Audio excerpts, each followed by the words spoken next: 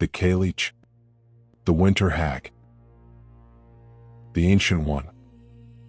In the mists of time, before the great standing stones were raised and before the first bards sang their songs around flickering fires, there existed a being of such immense power and antiquity that even the mountains themselves were young in her presence. She was known by many names across the Celtic lands: the Cailleach Burr in Scotland, the Cailleach Barra in Ireland, the Old Woman of the Mountains, the Veiled One, and most commonly, the Winter Hag. Her story is not one of simple beginnings and endings, for she existed beyond such mortal constraints, dwelling in the eternal cycle of seasons, death and rebirth, destruction and creation. The Cailleach was no ordinary deity, nor was she merely a personification of winter's cold embrace. She was a primordial force, a goddess whose very breath could freeze rivers solid and whose staff could strike the earth with such force that springs would burst forth from barren rock. Her domain stretched across the wild highlands of Scotland, the windswept hills of Ireland, and the ancient peaks of Wales and the Isle of Man. Wherever winter held sway, wherever the cold wind howled through mountain passes and snow blanketed the earth in silence, there the Cailleach reigned supreme. The name Cailleach itself carries layers of meaning that reveal much about how she was perceived. In Scottish Gaelic and Irish, the word can mean old woman, hag, or nun, but it also carries connotations of veiling or covering, appropriate for a goddess who covered the earth with snow. Some scholars have traced the word back even further, to ancient root words meaning the veiled one, or she who conceals, perhaps referring to how winter's snows concealed the earth, or how the goddess herself was mysterious and hidden, revealing her true nature only to those who earned such knowledge through respect and proper observance. The antiquity of the Cailleach tradition is difficult to overstate. While we cannot date her origins with precision, references to her appear in some of the oldest Celtic texts, and the nature of the belief suggests origins that stretch back into the pre-Christian past, possibly even into the Bronze Age or earlier. The very fact that she survived the coming of Christianity, adapting and persisting when many other pagan deities were suppressed or forgotten, speaks to the depth of the tradition and its importance to the people who maintained it. The appearance of the Cailleach. To look upon the Cailleach was to witness the raw, untamed essence of winter itself made manifest in flesh and bone. She was a towering figure, though accounts of her exact height varied wildly. Some claimed she was as tall as the mountains she shaped, striding across the landscape with each step covering miles, while others insisted she could shrink herself to the size of a mortal woman when it pleased her, walking among humans in disguise to test their character and judge their worthiness. What remained consistent across all tellings was the overwhelming sense of age and power that emanated from her presence, an aura that marked her unmistakably as something beyond mortal ken. Her face was a landscape of deep wrinkles and weathered skin, the color of ancient stone or perhaps the blue-gray of storm clouds gathering on a winter horizon. The complexion varied in different regional traditions. Some described her skin as having the appearance of granite or slate, rough and textured like the mountainside she called home, while others spoke of flesh the color of ice with a faint blue luminescence beneath, as if her very blood ran cold as mountain streams in the deepest winter. In some accounts from the Western Isles of Scotland, her skin was said to have a peculiar quality that made it difficult to focus upon, as if she were not quite fully present in the mortal world, existing partially in some other realm beyond human perception. Her features were sharp and severe, a prominent nose like a mountain crag, jutting forward with authority and strength, high cheekbones that could have been carved from rock by an ancient sculptor, and a strong jaw that spoke of unyielding determination and infinite endurance. Her mouth was often described as thin-lipped and stern, though some tales spoke of how it could split into a terrible smile that revealed teeth like shards of ice or chips of stone. The overall impression was of a face that had been sculpted by wind and weather over countless ages, every line and wrinkle a testament to the vast spans of time she had endured. But it was her eyes that commanded the most attention and inspired the greatest fear and awe. They were described variously as being the color of iron, of deep winter pools frozen solid, of the gray dawn light on the shortest day of the year, or of storm clouds pregnant with snow. These eyes held the weight of countless millennia within them, having witnessed the rise and fall of civilizations, the birth of mountains from the earth's crust and the slow wearing down of ancient hills into gentle slopes, the advance and retreat of glaciers, the extinction of creatures and the emergence of new species. To meet her gaze was to feel the full weight of one's own mortality, to understand in an instant that one stood before something that existed long before humanity emerged and would endure long after the last human voice fell silent. Some traditions held that her eyes could see through any deception, penetrating to the truth of things with a clarity that mortal minds could not achieve. She could look at a person and know their entire history, their secret thoughts, their hidden virtues and vices. This made lying to the Cailleach not merely useless but actively dangerous, for she despised deception and would punish those who attempted to mislead her with particular severity. Other accounts spoke of how her gaze could freeze a person in place, literally turning them to ice or stone if she was sufficiently angered, though these were generally considered to be exaggerations meant to emphasize her power rather than literal descriptions of her abilities. Her hair, wild and unkempt, was described in the oldest tales as being the color of frost or new-fallen snow, hanging in great matted locks down her back like frozen waterfalls, sometimes decorated with twigs, ice crystals, and the bones of small animals that had become entangled there during her wanderings through the winter wilderness. Other accounts spoke of dark gray or iron-colored hair, coarse as a horse's mane and just as unruly, standing out from her head in all directions as if perpetually blown by fierce winds. In some versions, her hair would change with the seasons, white and brittle as icicles in the depths of winter, gray as storm clouds in autumn, gradually darkening as spring approached and her power waned, sometimes even taking on brown or reddish tones that suggested the eventual return of warmth and life to the land. The Cailleach's hands were enormous, gnarled, and powerful, with fingers like twisted branches of ancient trees and nails as hard as horn or stone. These were the hands that had shaped the landscape itself, that had scattered boulders across the mountainsides like a child tossing pebbles into a stream, that had gouged out valleys and raised up hills, that had redirected the courses of rivers and created the basins that would become lochs and lakes. Despite their aged appearance, twisted with what looked like the arthritis of extreme old age, they possessed strength beyond mortal comprehension. Stories told of how she could crush boulders to dust in her grip, or pluck trees from the earth as easily as pulling weeds from a garden. Her arms were long and sinewy, with strength that belied their withered appearance. When she reached out to grasp something, her arms seemed to extend impossibly far, able to pluck a deer from a distant mountainside or snatch a disrespectful mortal from their supposed place of safety. Her shoulders were broad and strong, capable of bearing immense burdens. Quite literally, as many stories told of her carrying huge loads of stones or earth in her apron or basket as she traveled across the land, dropping them here and there to create the features of the landscape. Her torso was variously described, with some traditions emphasizing a bent and crooked back, hunched from her great age and the burden she had carried, while others insisted that despite her obvious antiquity, her back remained straight and strong, unbowed by time or labor. Her overall build was substantial and powerful rather than delicate, with a frame that suggested the capacity for enormous physical labor and endurance. This was not the frail weakness that humans associated with extreme old age, but rather a weathered toughness, like ancient wood that had been seasoned and hardened by exposure to the elements until it became nearly indestructible. Her legs were strong and capable of carrying her across vast distances with tireless endurance. Stories told of her striding from one end of Scotland to the other in a single night, or leaping from mountain peak to mountain peak with ease. Her feet in most tellings were either bare and impervious to cold, ice, and sharp rocks, or shod in crude boots fashioned from animal hide, deer, wolf, or seal skin were commonly mentioned.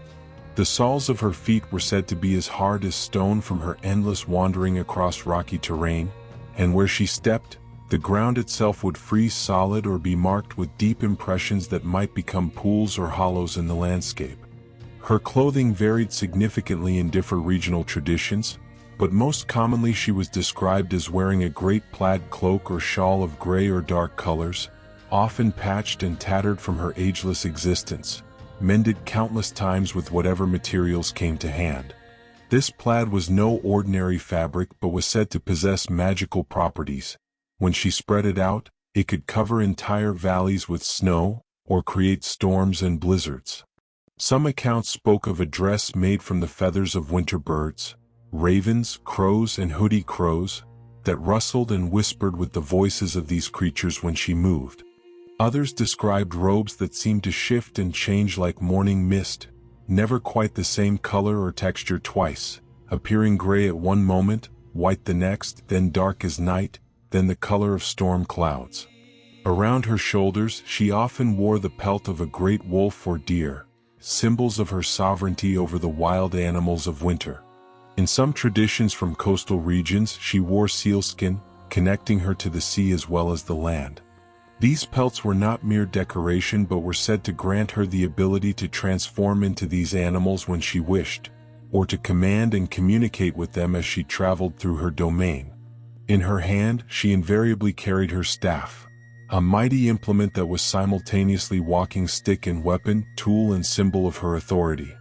This staff, sometimes called a slachtan in Scottish Gaelic or crob, meaning branch or staff, was central to her identity and power. Descriptions of the staff varied, but it was most commonly said to be made from wood so ancient it had fossilized into stone, or carved from a single piece of mountain itself, granite, slate, or some other enduring stone. The staff was typically described as being nearly as tall as the Cailleach herself, thick enough that a mortal man could not encircle it with both hands, and heavy beyond the ability of any human to lift, let alone wield with the casual ease she displayed. The staff's surface was described as being covered with strange markings. Some said they were ancient Ogham inscriptions holding powerful spells. Others claimed they were natural patterns in the wood or stone that formed images of animals, mountains, and other significant symbols. The top of the staff might be plain or carved into the shape of a bird, wolf, or deer head, or capped with crystal, stone, or metal. Whatever its exact appearance, the staff radiated power that even mortals could sense if they came near it. With this staff the Cailleach could work wonders and terrors. She could freeze the ground solid with a single strike, the frost spreading outward from the point of impact in intricate patterns. She could call forth blizzards with a wave, the snow responding to her gesture like a living thing. She could tap the earth to release springs and wells, striking through layers of rock to find hidden water sources and bring them forth. She could use it as a weapon, bringing it down on those who offended her with crushing force, or simply pointing it at them to freeze them where they stood. The staff was as much a part of her as her own limbs, an extension of her will and power, inseparable from her identity. Some traditions spoke of other accoutrements the Cailleach carried or wore. She might have a basket or apron in which she carried stones and earth, the spillage from which created geographical features. She sometimes had a hammer or mallet, used for striking mountains and shaping stone. In coastal traditions she might carry items associated with the sea, shells, driftwood, or the bones of sea creatures. Each of these objects was imbued with significance and power, tools that allowed the goddess to carry out her work of shaping and ruling the winter world. #the powers and domain of the Cailleach. The Cailleach was fundamentally a goddess of winter, sovereignty, and the shaping of the land, but her powers extended far beyond these basic categories, encompassing a vast array of abilities that marked her as one of the most formidable figures in Celtic mythology. Her powers were as vast as they were terrifying, encompassing dominion over weather, landscape, animals, time itself, and the very cycle of seasons. To understand the Cailleach fully, one must understand that she was not merely associated with winter. She was winter in its most primal and powerful form, the embodiment of that season's essence. Her most obvious and frequently mentioned power was her absolute control over cold and storms. When the Cailleach walked abroad, winter followed in her footsteps as surely as shadow follows substance. Her breath became the biting north wind that stripped the last stubborn leaves from trees and drove mortals to seek shelter in their homes, barring doors and windows against her fury. Where she struck her staff upon the ground, frost would spread outward like a living thing, flowing across the earth in beautiful, deadly patterns, turning grass brittle and freezing streams and rivers solid, sometimes so quickly that fish would be trapped mid-swim in the ice. She could summon blizzards with a gesture, her raised hand or pointed staff calling down swirling walls of snow from the sky that could bury entire villages and lose unwary travelers in a white, disorienting void where direction became meaningless and death from exposure waited mere hours away. These were not natural storms but supernatural tempests, more severe and more persistent than ordinary weather, marked by their suddenness and their seeming intelligence. They would pursue fleeing travelers, concentrate their fury on specific locations, and refuse to abate until the Cailleach was satisfied or her purpose achieved. The weather during her season was said to reflect her moods with remarkable precision. When she was content, winter would be harsh but bearable, with clear cold days where the sun shone weakly but beautifully on snow-covered landscapes, and manageable snowfalls that challenged but did not overwhelm communities. When she was angry, whether at some mortal offense or simply in a foul temper for reasons of her own, storms of terrible fury would rage across the land, with winds that could tear the roofs from houses and topple ancient trees, and snow that fell so thickly that day became indistinguishable from night, the world reduced to a chaos of white where one could barely see one's hand before one's face. When she was grieving or melancholy, which sometimes occurred as winter wore on and her time of power approached its end, the weather would turn dreary and oppressive, constant gray skies, bitter cold without the beauty of snow, freezing rain that coated everything in treacherous ice, and a pervading gloom that sapped the spirits of all living things. When she was pleased, which might happen after receiving proper respect or offerings, the weather would turn clear and beautiful, with spectacular displays of northern lights, crystalline skies full of brilliant stars, and the kind of cold that invigorated rather than threatened. The old people, those who remembered the traditional ways and maintained the ancient knowledge, would watch the weather carefully in winter, reading the Cailleach's temperament in the patterns of frost on windows and the behavior of the wind. They could interpret the signs. A sudden lull in a storm might mean she was resting, a shift in wind direction could indicate she was turning her attention elsewhere, an unexpected warm spell might suggest her power was beginning to wane as spring approached. This weather wisdom was not superstition but a sophisticated system of meteorological observation and prediction, dressed in the language of mythology because that was the cultural framework available. Beyond her mastery of weather, the Cailleach possessed the extraordinary ability to shape the very landscape itself, making her not just a goddess of winter but a creator deity whose works endured long after her presence had passed. Many of the most prominent and distinctive features of the Scottish and Irish landscapes were attributed to her actions, and these attributions were not merely fanciful but reflected a genuine attempt to understand how the dramatic geography of these regions had come into being. Great mountains were said to have been formed where she dropped stones from her apron or basket, either deliberately to create landmarks and dwelling places for herself, or accidentally when the strings broke or the fabric tore and the load spilled out. Ben Nevis, the Cairngorms, the Mountains of Mourne, and countless other peaks and ranges all had origin stories involving the Cailleach's activities. She would gather enormous loads of earth and stone from one place and carry them to another, reshaping the landscape according to her desires or needs, with no more effort than a mortal woman might expend carrying a basket of vegetables from garden to kitchen.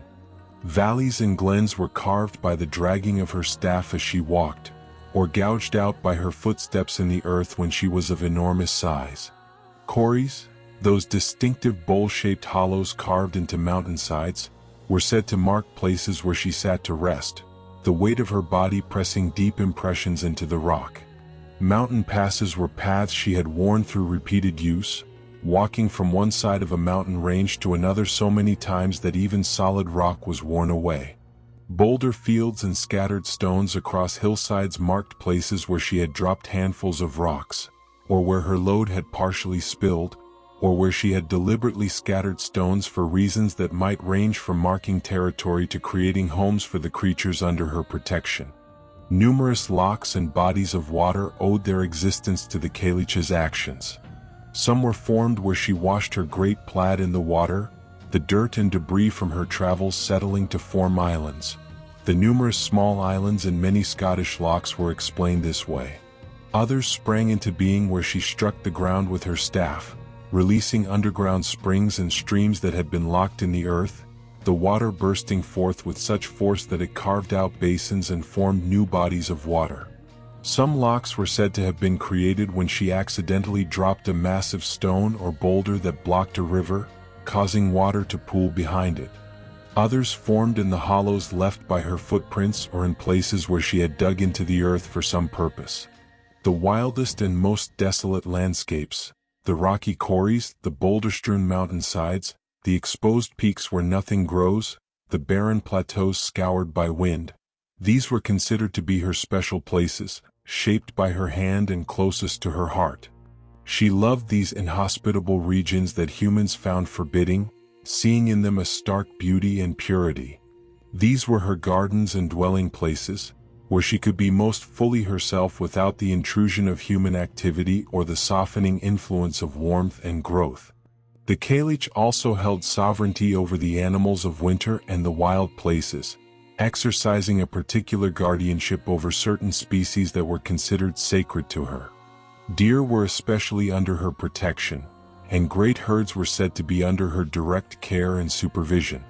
She was sometimes depicted as a divine herd's wife, tending to these deer much as mortal women tended to domestic cattle or goats, but her herds were of supernatural size and vitality, able to survive the harshest conditions because of her protection. Hunters understood that they hunted the Cailleach's deer by her sufferance, and that there were rules to be observed, taking only what was needed, showing respect for the animals, avoiding pregnant does and very young fawns, and leaving portions of the kill as offerings to acknowledge her ownership. In some traditions, particularly in the Highlands, the Cailleach was said to actually own cattle of tremendous size and power, blue-gray or white in color, that could survive on the highest mountains through the worst of winter weather. These supernatural cattle represented both the herds of deer and the archetypal nature of cattle themselves, the ideal forms of these animals that existed beyond the merely mortal examples. The milk of these cattle could cure illnesses, their meat could sustain a person through any hardship, and their hides could protect against any weather. They were glimpsed only rarely by mortals, usually in the very highest and most remote locations, and any attempt to capture or harm them would bring the Cailleach's immediate and terrible vengeance. Wolves too were her creatures, though whether she protected them or simply commanded them varied by tradition. In some accounts, wolves were her hunting dogs, ranging across the mountains at her direction to pursue prey or to harry those who had offended her. In others, they were independent creatures that recognized her authority and would come when she called, serving her purposes in exchange for her protection and favor. The howling of wolves on winter nights was said to be them singing to her, announcing her passage through their territory or celebrating her power. Birds of winter, ravens, crows, hoodie crows, and eagles, were all associated with her in various ways, serving as her eyes and messengers across the land. Ravens in particular were considered to be her special birds, and a gathering of ravens might indicate her presence nearby or signal that something significant was happening in that location. The harsh cries of these birds were sometimes interpreted as the Cailleach's voice, warnings or pronouncements delivered through her winged servants. Eagles, as lords of the high peaks, were naturally associated with the goddess who claimed those peaks as her throne, and seeing an eagle was often interpreted as a blessing from the Cailleach or a sign of her attention.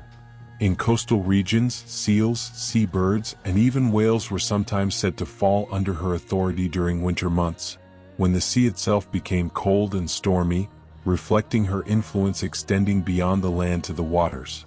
She was said to walk on the waves in winter storms, or to raise those storms with strikes of her staff against the surface of the sea. Fishermen would watch for signs of her favor or disfavor, and stories told of boats saved from storms by mysterious old women who appeared to guide them to safety, or of vessels lost because their crews had shown disrespect to the sea or to the Cailleach herself. The Cailleach possessed the power of transformation, able to change her form at will. She could become a great wolf, ranging across the mountains with supernatural speed and ferocity. She could transform into a deer, losing herself among the herds under her protection. She could become a bird, usually a crow or raven, and fly across her domain, seeing everything from above.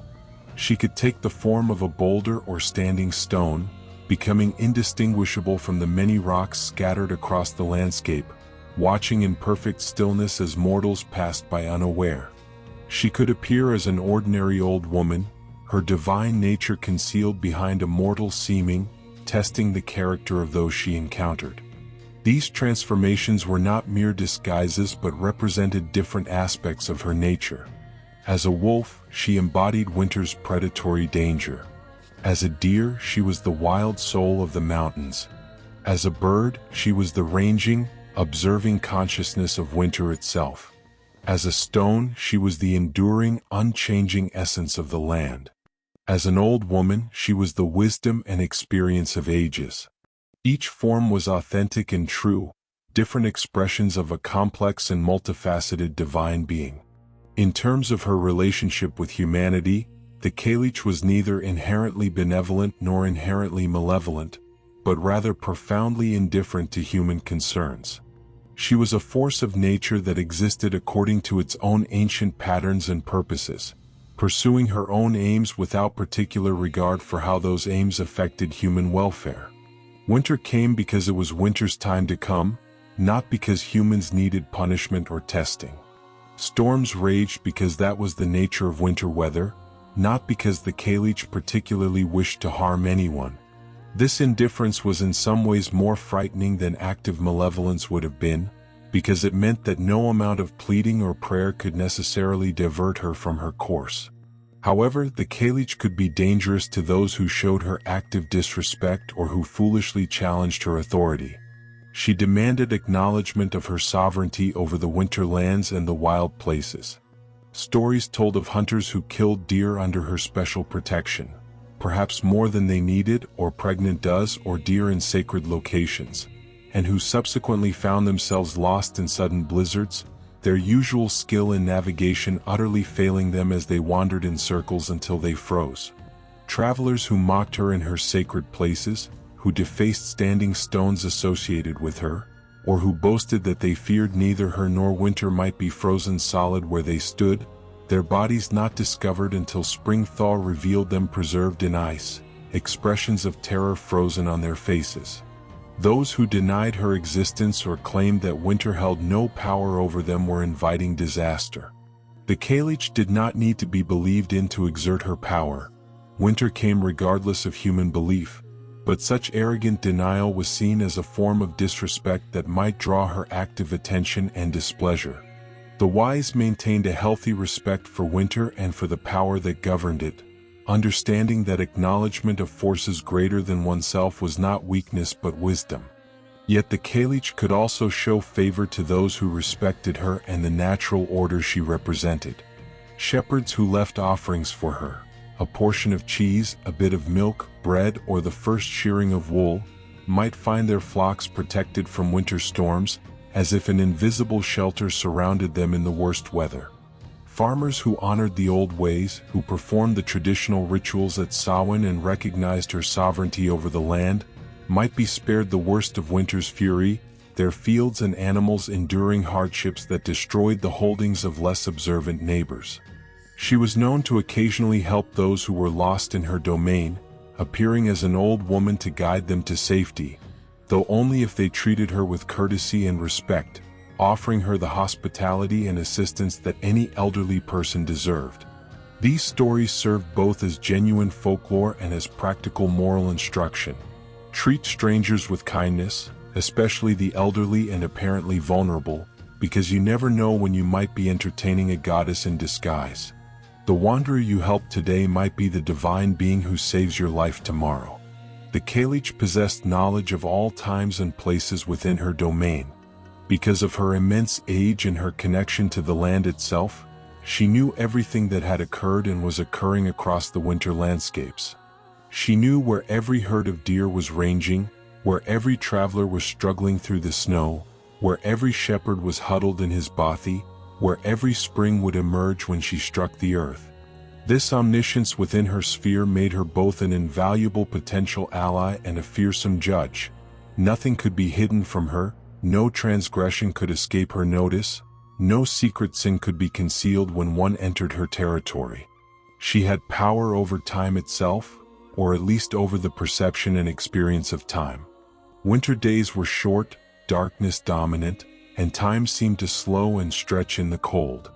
This was the Cailleach's influence, her season being one when time operated differently than in summer's bright, quick days. Those who entered her domain might find that time passed strangely. What seemed like a single night might be several days, or vice versa. This temporal distortion was not usually harmful, but it contributed to the sense that in winter, in the high places, one had stepped outside the normal world into a realm where different rules applied. The Cailleach had dominion over sleep and rest, over the dormancy that winter brought. Plants stopped growing, animals hibernated, the land itself seemed to sleep beneath its blanket of snow. All of this was her influence, her power to decree that it was time for rest and conservation of energy. In this sense, she was not a destroyer but a preserver, forcing the world to rest so that it could renew itself. Spring's abundance was only possible because of winter's rest, a fact that the wise understood and honored. She controlled the freeze and thaw, deciding when ice would form and when it would melt, when snow would fall and when it would turn to water. This gave her power over travel and movement, over rivers and streams, over the accessibility of different regions. A mountain pass might be open or closed according to her will, a river frozen solid enough to walk across or flowing free, making all the difference to human plans and activities. Communities understood that their winter movements were subject to her approval, that they existed within the parameters she established. The cycle of the seasons, the Cailleach and the goddess of summer. Perhaps the most important and complex aspect of the Cailleach's mythology was her relationship to the turning of the seasons and her connection to a younger goddess of summer and growth.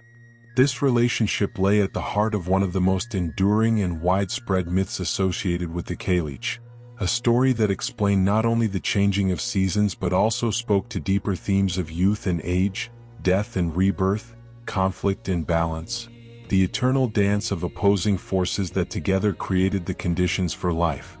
The summer goddess went by different names in different regions and traditions, reflecting local variations while maintaining essential similarities. She was most commonly known as Bride or Brigid, later Christianized as Saint Bridget, in many Scottish traditions, particularly in the Highlands and Islands. In some Irish tales she was called Beltane, meaning little flower, emphasizing her connection to blooming and growth. Other names included Grian, meaning sun, Ain, associated with summer and sovereignty, or simply the Maiden of Spring or the Summer Goddess, descriptive titles that emphasized her role and character rather than giving her a specific personal name. She was everything the Cailleach was not, representing perfect opposition and complement. Where the Cailleach was ancient, the summer goddess was eternally young, her age always given as somewhere between maiden and young woman, never aging beyond the first flush of adulthood.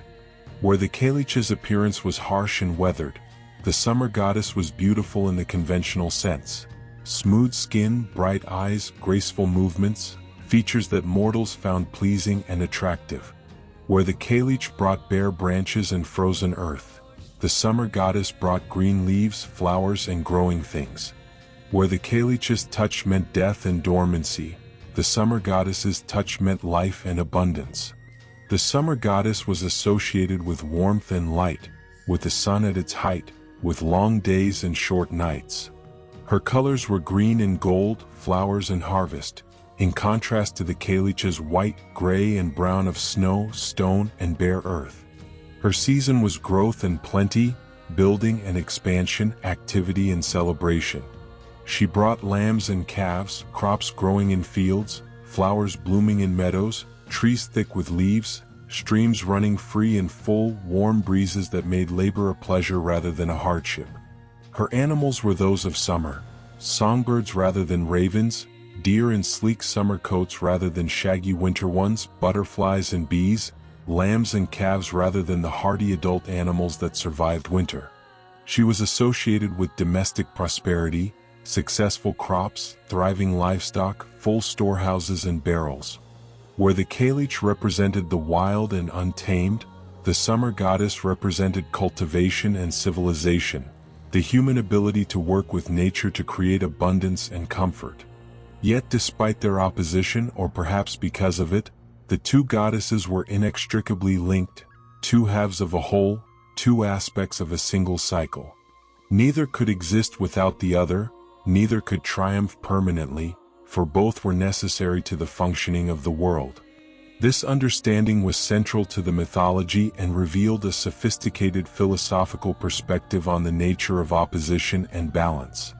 According to the ancient story, preserved in various forms across Scotland and Ireland, the Cailleach ruled over the earth from Samhain around November 1st until Beltane around May 1st, the dark half of the year when night dominated over day and cold held sway over warmth.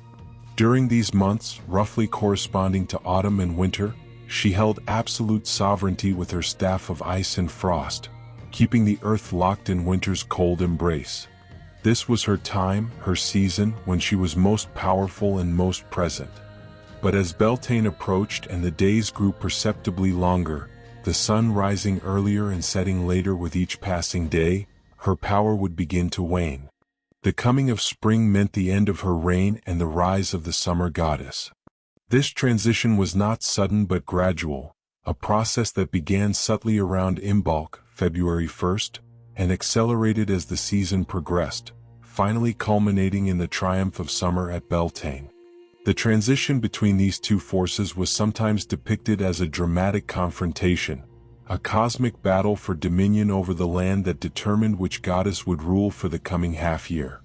The old stories told how the Cailleach would fight desperately to maintain her hold, unwilling or unable to simply yield her authority, drawing on all her power to keep winter's grip on the earth.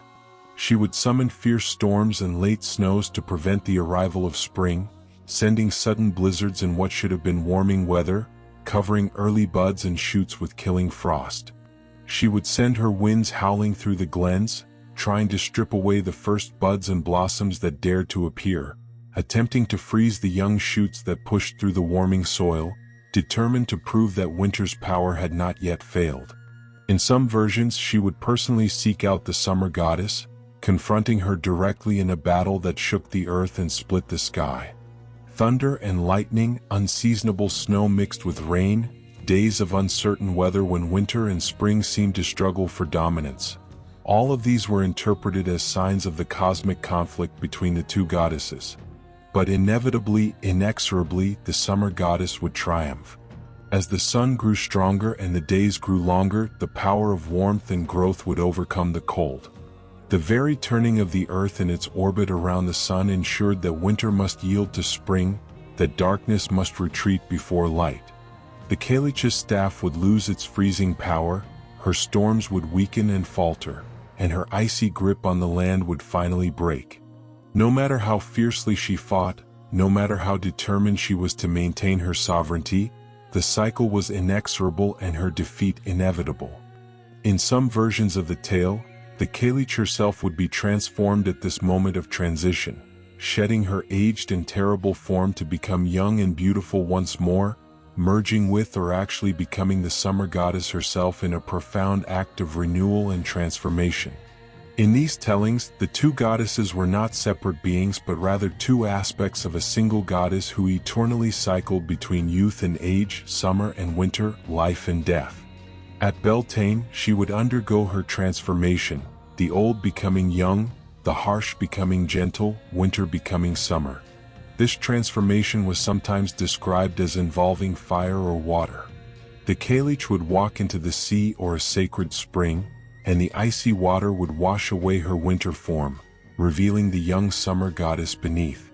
Or she would pass through flames, the Beltane fires that communities lit to celebrate the arrival of summer, and emerge on the other side transformed, the old burned away and the young rising from the ashes like a phoenix. These rituals of purification and transformation were understood to be reenacting or facilitating the goddess's own transformation, human actions mirroring and perhaps aiding the divine cycle. Other versions of the story maintained that the Cailleach and the summer goddess were distinctly separate entities, individual goddesses locked in an eternal cycle of conflict and succession, neither able to permanently defeat the other. In these tellings, when the Cailleach's power finally broke on Beltane and spring came in fullness, she would not transform but would retreat, withdrawing from the lowlands to the high mountains where some remnant of winter always lingered, or to remote caves and hidden valleys that served as her dwelling places and refuges. There she would sleep through the summer months, resting and gathering her strength while the summer goddess ruled the land, bringing warmth, growth, and plenty to the earth. The highest mountain peaks, where snow lingered even through summer, were understood to be where the Cailleach maintained her presence, never entirely absent even in her season of weakness. Those who climbed to the highest elevations in summer might still feel her touch in the cold wind, might still see her handiwork in the snow and ice that never fully melted, might still sense her watchful presence even as the summer goddess reigned supreme in the valleys below. An alternative version of the myth, particularly popular in the Scottish Highlands and reflected in several folk tales and ballads, introduced another element to this cosmic drama: a divine youth or hero who served as the son, lover, or champion of the summer goddess. In this version, the Cailleach did not merely oppose the abstract force of summer but actively fought against its personified defender, a male figure who had to prove his worth and overcome challenges to break winter's hold and bring in the new season. This hero was sometimes identified with existing figures from Celtic mythology or later Christianized traditions. He might be called Angus Og, young Angus, the god of love and youth in Irish mythology, or Diarmuid, or simply the Summer Lord, or the Young Sun. His relationship to the summer goddess was variously described. Sometimes her lover or husband, sometimes her son or chosen champion. Regardless of the specific details, his role was to confront the Cailleach on behalf of summer and to prove through his actions that the time had come for her reign to end. The Cailleach would set terrible tasks for this hero, testing his strength, courage, wisdom, and worthiness before she would yield her power. These tasks echoed common motifs from folklore and mythology. He might need to survive exposure to the worst storm she could conjure, proving that he could endure her fury without perishing.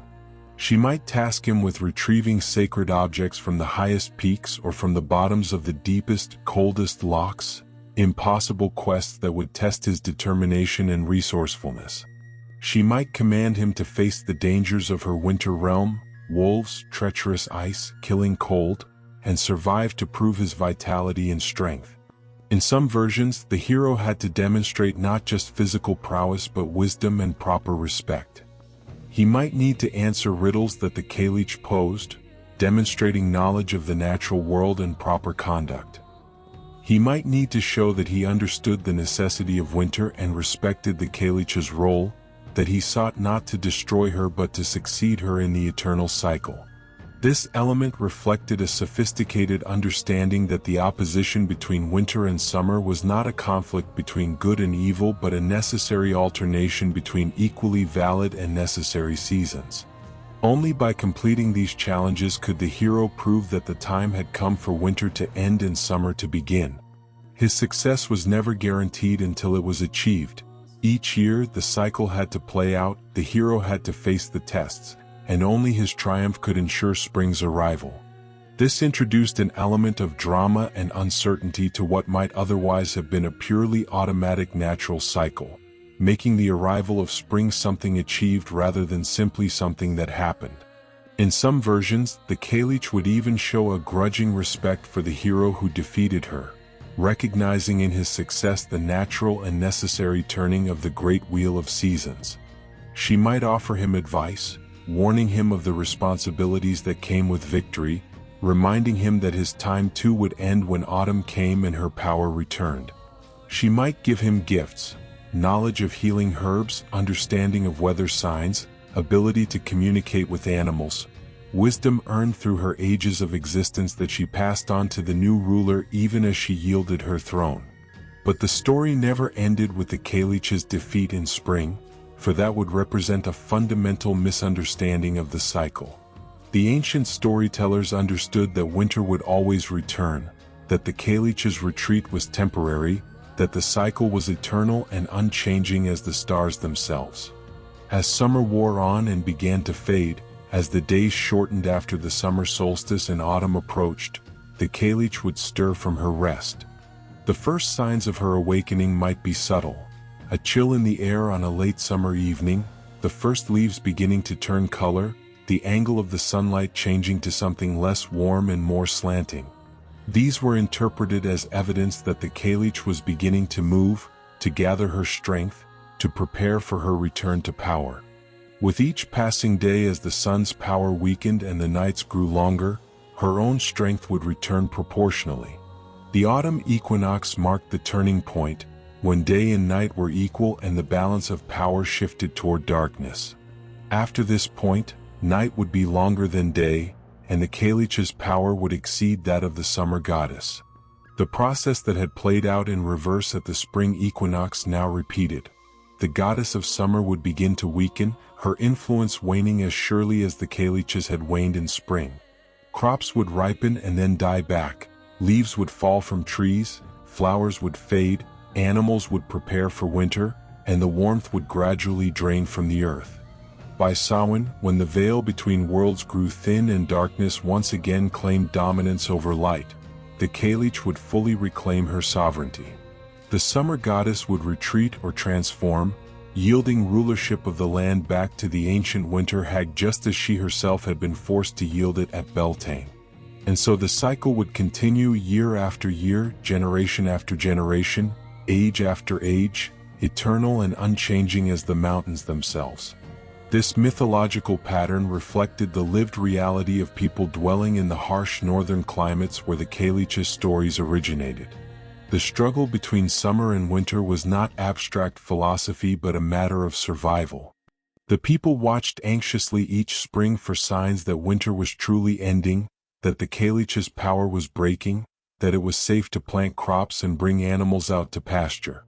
They celebrated Beltane with great enthusiasm and relief, lighting bonfires and performing rituals to help ensure that summer would indeed triumph and that they would not face another season of hunger and hardship. The Beltane fires served multiple purposes in this context.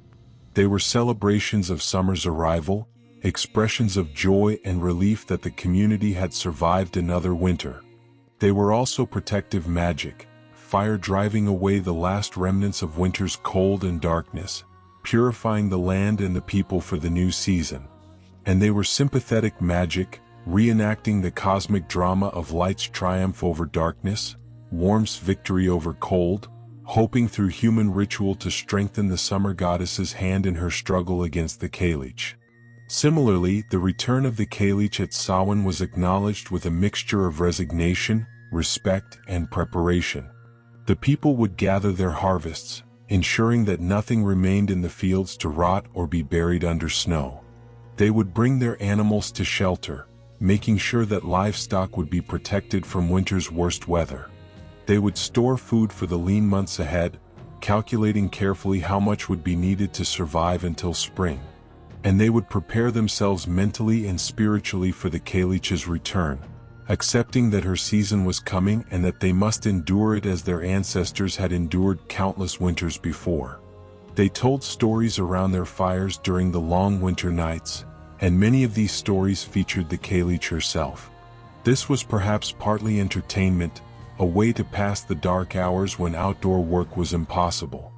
But it was also a form of acknowledgement and respect, keeping the winter hag present in consciousness, remembering her power and her stories, maintaining the cultural knowledge that had enabled previous generations to survive. By telling stories about the Cailleach, communities affirmed their relationship with her, positioned themselves within the cosmology she represented, and passed on crucial cultural knowledge to younger members who would need to understand these patterns to survive in their turn. The cycle also had personal and psychological dimensions. Individuals facing hardship might take comfort from the knowledge that, like winter, their difficult time would eventually pass and give way to better days. Those experiencing abundance and joy might be reminded to prepare for harder times ahead, to not become complacent, to respect the cycle and acknowledge that winter must follow summer. The eternal return of the seasons provided a framework for understanding personal and communal experiences of loss and renewal, hardship and relief, death and rebirth. The sacred landscape, places of the Cailleach. The Cailleach's presence was not evenly distributed across the Celtic lands but concentrated in specific places that were considered particularly sacred to her or that bore the unmistakable marks of her ancient activities. These locations formed a sacred geography, a landscape of myth and memory where the boundary between the mundane world and the realm of the gods seemed particularly thin, where the past reached into the present, and where ordinary people could still feel the presence of the divine in their daily lives. To know these places was to know the Cailleach, for she was inseparable from the land itself. In Scotland, one of the most famous and significant sites associated with the Cailleach was Ben Nevis, the highest mountain in the British Isles, rising 4,413 feet above the sea in the Western Highlands. This mighty peak, whose name in Gaelic, Beinn Nibhes, may derive from words meaning venomous or malicious mountain, perfectly embodied the character of the winter hag. The Cailleach was said to have a special fondness for the highest peaks, for from these vantage points she could survey her entire domain, and Ben Nevis, as the tallest of them all, was considered one of her primary thrones. When she sat atop Ben Nevis, the story said she could see across all of Scotland, watching the weather patterns form and move, observing the movement of animals and people below, presiding over her kingdom with the authority of an ancient queen. The perpetual snow cap that crowns Ben Nevis even in summer was seen as a mark of her enduring presence, a place where winter never fully released its grip no matter how strong the summer sun. Climbers who reach the summit even today find a harsh and unforgiving environment, with weather that can turn deadly in moments, temperatures that remain below freezing, winds that can knock a person from their feet, all testimony to the Cailleach's continued sovereignty over this, her highest throne. Another highly significant location was Beinn na Cailleach on the Isle of Skye, whose very name means Mountain of the Cailleach, or the Old Woman's Mountain, leaving no doubt as to its association. This mountain, rising above the village of Broadford, has long been considered one of the Cailleach's primary dwelling places. Local tradition held that the Cailleach was actually buried beneath a cairn on this mountain's summit, though as an immortal being she was not truly dead but merely resting, waiting to rise again when her season came round. The mountain's stern and imposing profile, particularly when viewed from certain angles in the right light, was said to resemble the face of the old goddess herself, with features that suggested a recumbent giant watching over the land. The cairn on Beinn na Cailleach's summit is a substantial structure, and until relatively recent times, locals maintained the tradition of adding stones to it, both as offerings to the Cailleach and as a way of participating in her creation of the landscape. Shepherds bringing their flocks to the mountain pastures would add a stone. Travelers passing through the area might climb to the summit to add their contribution, and this accumulation over centuries created an impressive monument.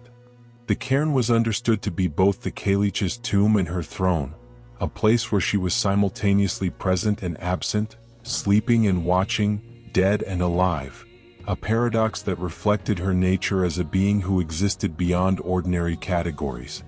In the Highlands, numerous quarries and mountain hollows bore the Cailleach's name or were associated with her activities, their Gaelic names often incorporating Cailleach to mark their connection to the goddess. Quarries are distinctive bowl-shaped hollows carved into mountainsides, typically by ancient glaciers, though in folklore they were attributed to the Cailleach's activities, places where she had sat to rest, or where she had scooped out earth and rock for some purpose, or where she had struck the ground with her staff. These were wild, inhospitable places where snow lingered long after the valleys below had turned green with spring growth, where winds howled with particular fury, channeled and concentrated by the quarry's shape, and where the landscape seemed particularly ancient and unchanging, as if these places existed outside of normal time. Shepherds and hunters who ventured into these places treated them with respect, knowing they walked in the Cailleach's special domain. They would leave small offerings at distinctive rocks or landmarks, and they would speak carefully, avoiding boasts or disrespectful comments, aware that the goddess might be listening. Cailleach, Cailleach, and many other named quarries across the highlands carried her mark. Each had its own particular stories: why she had created this one, what had happened there in ancient times, what signs indicated her presence or favor. Experienced guides and local people could read these landscapes, pointing out features that testified to the Cailleach's work. Unusually positioned boulders that she had placed as markers, springs that emerged from unlikely locations where she had struck the earth, paths worn through rock that showed where she had repeatedly walked. The Gulf of Cailleach, one of the world's most dangerous stretches of water, located in the narrow strait between the islands of Jura and Scarba in the Inner Hebrides, was intimately associated with the Cailleach and featured in one of the most vivid and memorable myths about her activities. This treacherous waterway is home to one of the world's largest whirlpools, created by unique underwater topography that causes tides to rush through with tremendous force, creating a cauldron of churning water, standing waves, and powerful currents that have claimed numerous vessels throughout history. In one of the most enduring stories, this entire dramatic phenomenon was created when the Cailleach washed her great plaid there. The timing of this washing varied in different versions. Some said it occurred once each year at a specific time, others claimed it happened at regular intervals throughout winter. Still others suggested it occurred whenever the plaid became sufficiently dirty from her travels across the winter landscape.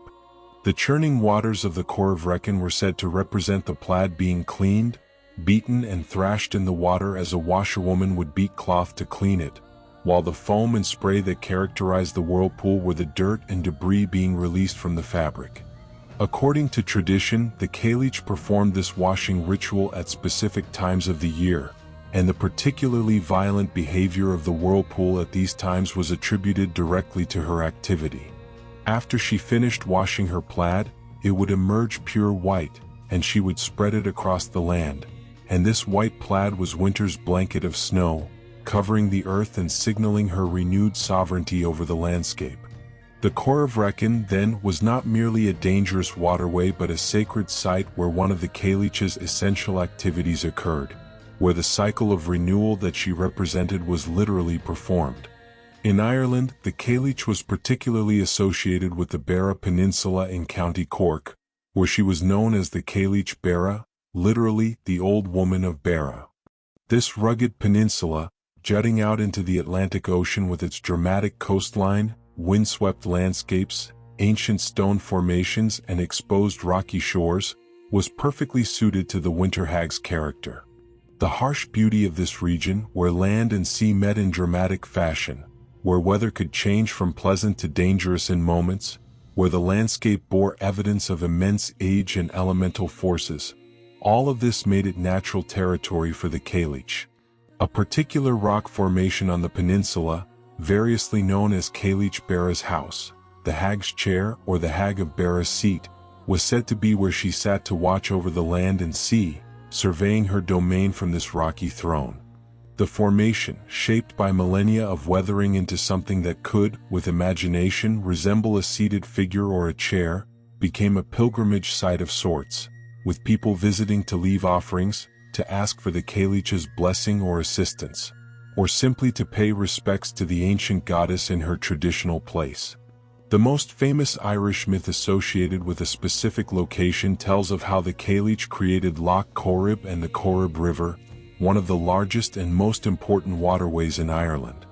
In this tale, which exists in numerous versions with varying details but a consistent core narrative, the Cailleach served as the guardian of a sacred well or spring, a position of tremendous responsibility because the well possessed powerful magic and needed to be properly tended to prevent disaster.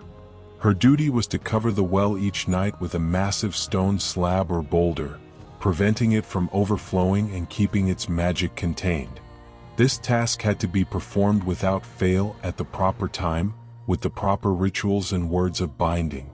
For countless years, perhaps centuries or even millennia, the Cailleach had faithfully performed this duty, never failing, never forgetting, maintaining the watch that had been given to her in the ancient days when the world was young. But one evening, the story goes, exhausted from her labors or perhaps distracted by other concerns. Some versions suggest she had been particularly busy reshaping distant mountains, or dealing with conflicts among the animals under her protection, or simply worn down by the weight of ages. She fell asleep before covering the well. Through the night, as she slept, oblivious to her failure, the waters rose and rose, flowing up from deep within the earth, unstoppable and relentless. By the time she awoke and realized her catastrophic error, it was too late. The waters had already flooded out across the land, covering fields and forests, filling valleys and creating a great lake, Loch Corrib, that stretched for miles. A rushing river carved its way through the landscape toward the sea, the Corrib River, cutting through rock and earth with the tremendous force of the unleashed waters. The flood may have claimed lives, destroyed settlements, forever altered the landscape in ways that could never be undone. The Cailleach was so distraught at her failure, so overcome with grief and shame at having failed in her sacred duty after so many ages of faithful service, that she fled westward in her anguish, running across the landscape in her distress.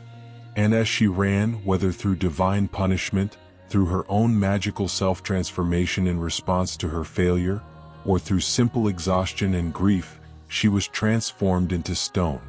This stone, the Cailleach Bara stone, still stands overlooking the river, a perpetual reminder of the goddess's power and her fallibility, a monument to both her ancient responsibility and her moment of failure. This story is fascinating for several reasons. Unlike many myths about the Cailleach that emphasize her power and near infallibility, this tale acknowledges that even divine beings can fail, can make mistakes with catastrophic consequences, can feel grief and shame. It humanizes the goddess while still maintaining her supernatural nature. It also provides an origin story for major geographical features, explaining how they came to exist through the action, or in this case, inaction, of the divine. In the Scottish borders and lowlands, though the Cailleach was generally less prominent than in the Highlands, she was still associated with various hills and distinctive outcrops. The Eildon Hills, a distinctive trio of peaks near Melrose that dominate the border landscape, were sometimes said to have been created by her. One version claimed they had originally been a single mountain that she split into 3 parts, either deliberately to create landmarks or accidentally through the force of her power.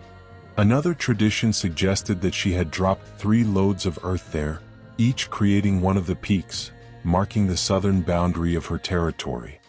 Throughout the borders, strange rock formations, balanced boulders precariously positioned on hilltops, and unusual geological features that caught the eye were often attributed to her activities. Stones she had dropped while carrying loads for some construction project, places where she had sat to rest leaving impressions in the rock, or markers she had placed to establish the boundaries of her territory or to commemorate significant events. These attributions served both to explain puzzling landscape features and to maintain the Cailleach's presence in the local geography and consciousness. On the Isle of Man, situated in the Irish Sea between Scotland, Ireland, England, and Wales, traditions of the Cailleach merged with local folklore to create unique variations of her myths that reflected the island's position between different cultural influences. Known there sometimes as Cailleach New York Gromack, the Old Woman of Gloominess, or by other local names, the Manx Cailleach shared fundamental characteristics with her Scottish and Irish counterparts but had developed some distinctive local attributes and associations. Certain coastal features on Man, dramatic cliffs, unusual rock formations, sea caves, were said to bear her mark and sometimes carried her name. Inland hills and ancient monuments were also associated with her.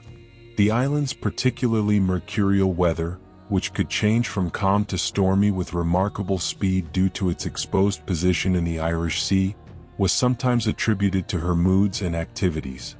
The Manx Cailleach incorporated elements from all the surrounding traditions while maintaining distinct local flavor, demonstrating how the fundamental concept of the winter hag could adapt to different environments and cultural contexts.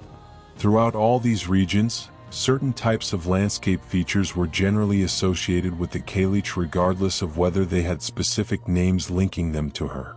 High, bare mountains, the kind of peaks that rose above the tree line, where vegetation was sparse or absent, where weather was harsh and conditions challenging even in summer, these were universally understood to be her natural home, her preferred territory.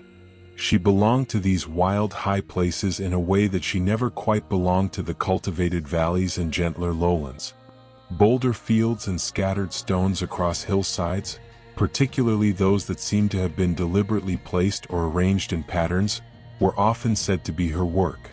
The distinctive erratics, large boulders of different rock types than their surroundings, clearly transported from elsewhere, that are actually glacial deposits from the Ice Age, were attributed to the Cailleach's carrying and dropping them. She had brought them from distant mountains for her own purposes, or they had spilled from her apron or basket when the strings broke, or she had deliberately scattered them to mark trails or boundaries or to create homes for the small animals under her protection. Wells and springs, especially those that emerged unexpectedly from rock or that had unusual properties, exceptionally cold water, distinctive taste, reputation for healing powers, unusual clarity or color, were linked to her staff strikes upon the earth. The Cailleach, in her travels across the landscape, would strike her staff against the ground when she needed water, and springs would burst forth at these spots. Some of these Cailleach wells became important community water sources, maintained and protected, sometimes with small shrines or offering places built nearby where people could leave tokens of appreciation or requests for continued provision. Remote caves and rock shelters in the mountains were considered to be her dwelling places, where she rested between her journeys across the land. These caves often had distinctive features, unusual acoustics that made sounds echo strangely, deposits of ice that persisted year-round, rock formations that resembled furniture or artifacts, evidence of ancient human or animal occupation.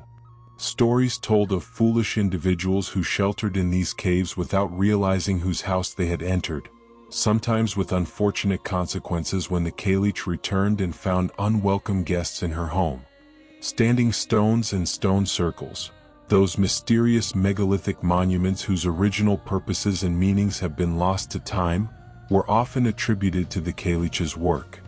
She had raised them for her own inscrutable purposes in the ancient days, or they were her friends and companions transformed into stone, or they marked the boundaries of her territories, or they were simply projects she had undertaken when the mood took her. This association linked the Cailleach to the deepest layers of human history in these landscapes, suggesting that she had been present even when these monuments were constructed, thousands of years in the past. The people living in these landscapes maintained an active awareness of the Cailleach's presence in their environment, not as abstract mythology but as a living part of how they understood and related to the places where they lived and worked. They read her influence in the weather patterns, particularly the persistence of winter conditions in high places long after spring had arrived in the valleys.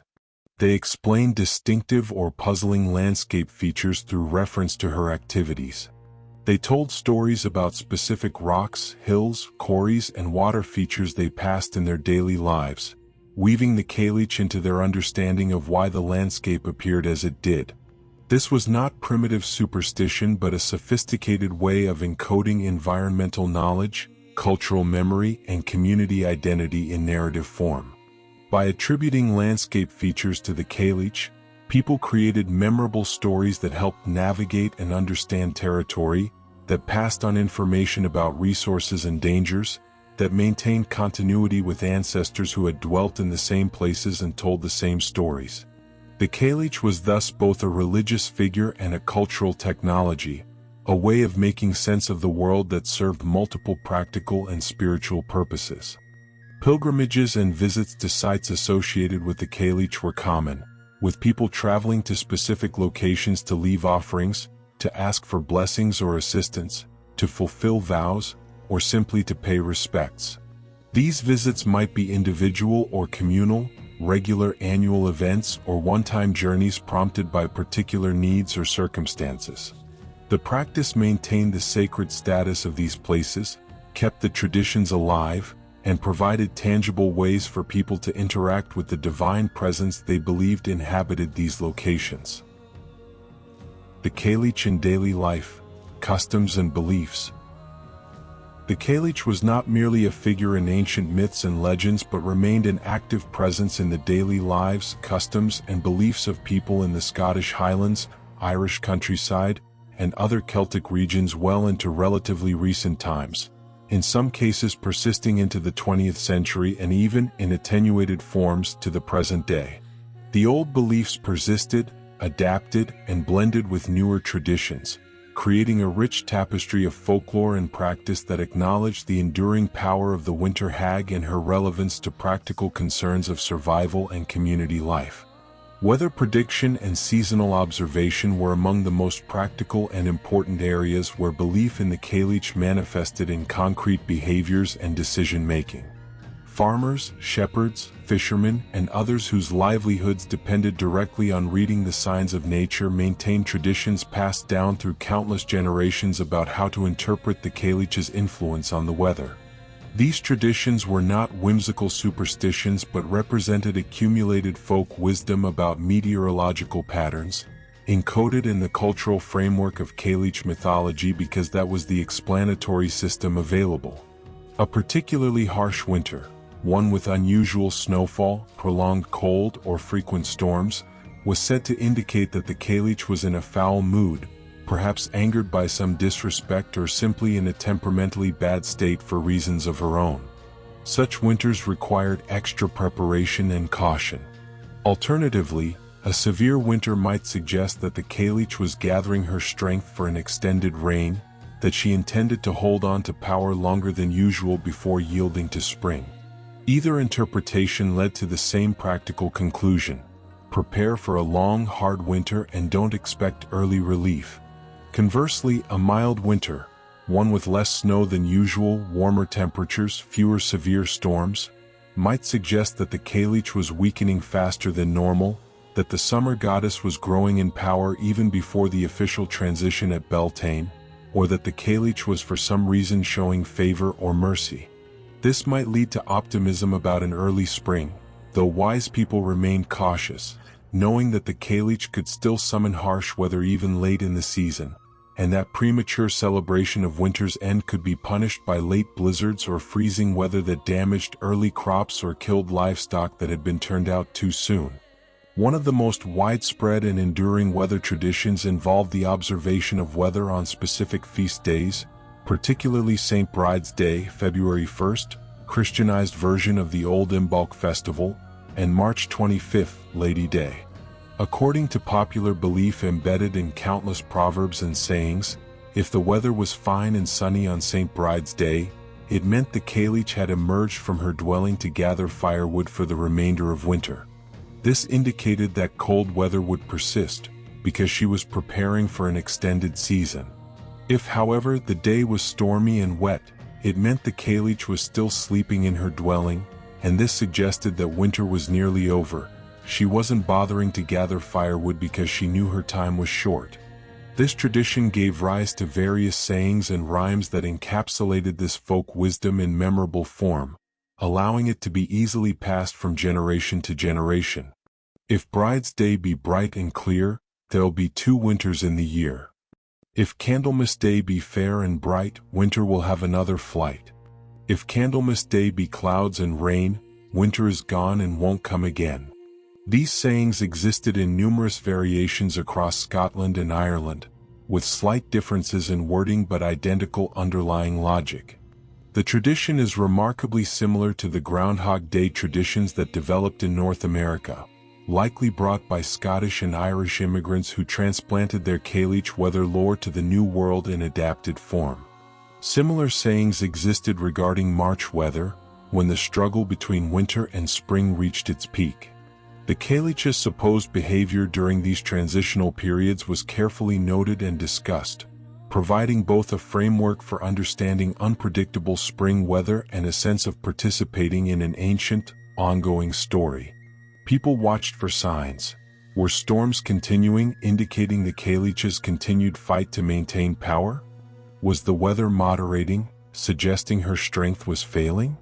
Did harsh weather after a period of warmth mean she was mounting a desperate last stand?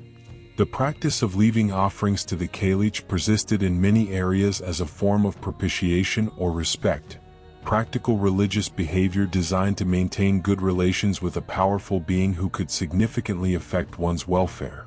Shepherds, whose flocks grazed in the high mountains that were the Cailleach's special territory, were particularly likely to maintain these practices.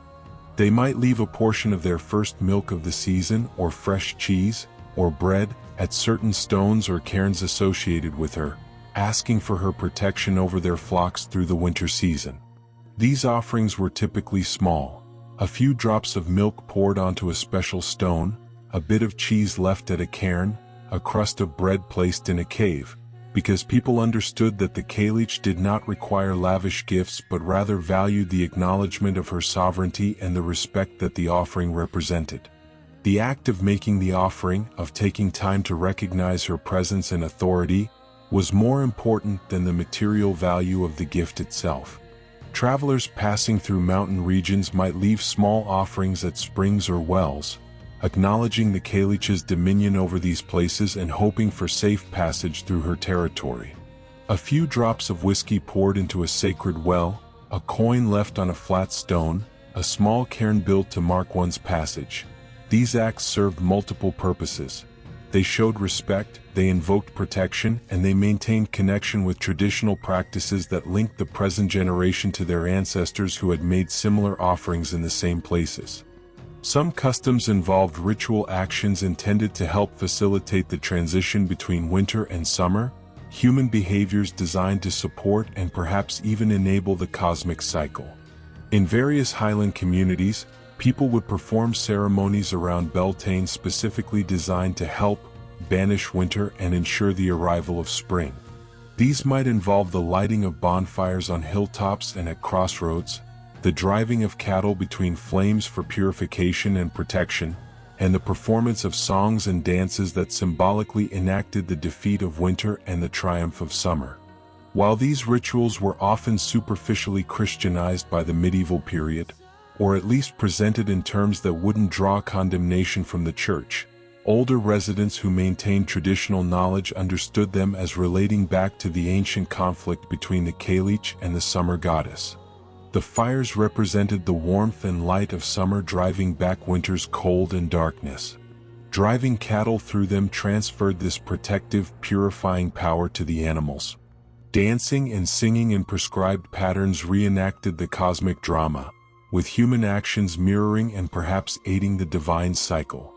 The Cailleach also appeared prominently in stories used to teach children about the dangers of winter and the importance of respecting natural forces. Tales were told of the Cailleach punishing those who ventured carelessly into winter storms, who disrespected sacred places associated with her, or who failed to make adequate preparations for winter. These stories served vital practical purposes, encouraging caution and proper planning, teaching children to respect the danger of winter weather, emphasizing the importance of preparation and community cooperation for survival, while also maintaining cultural continuity with older mythological traditions. A typical cautionary tale might tell of a young person who boasted that they feared neither winter nor the Cailleach, who bragged about their ability to travel through any weather, who scorned the old people's warnings about respecting dangerous conditions. This person would then venture out into a storm, certain of their own abilities and dismissive of the danger. But they would quickly find themselves lost and disoriented, the storm intensifying around them specifically, the cold growing more bitter, their usual sense of direction completely failing them. The story might end with them freezing to death, their body found in spring as a warning to others, or with them barely surviving after learning humility and respect for powers greater than themselves. These tales walked a fine line between entertainment and instruction, between frightening children and teaching them essential survival knowledge. They were calibrated to the audience. Very young children might hear gentler versions with less fatal consequences, while older children and teenagers would hear the full, harsher versions that didn't shy away from the reality of death and danger. In some regions, certain elderly women, particularly those with specialized knowledge of healing, whether lore or traditional wisdom, were sometimes referred to as Cailleaches in a respectful sense, using the word to mean wise woman or elder rather than specifically invoking the goddess. This usage acknowledged their status as elder wise women, connecting them to the ancient power of the divine Cailleach without necessarily claiming they were the goddess incarnate. These human Cailleaches often served as repositories of traditional knowledge, maintaining and passing on the old stories, practices, and beliefs to younger generations who needed to learn them. A community's Cailleach might be the person who knew all the old stories and could tell them properly, who understood the meanings of dreams and omens, who could read weather signs and predict what the coming season would bring, who knew which herbs healed which ailments, who maintained the traditional calendar and could say when rituals should be performed.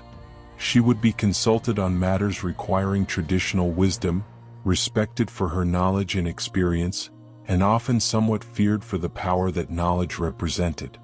Her death would be a significant loss to the community, representing the potential disappearance of knowledge if it hadn't been successfully transmitted to younger people.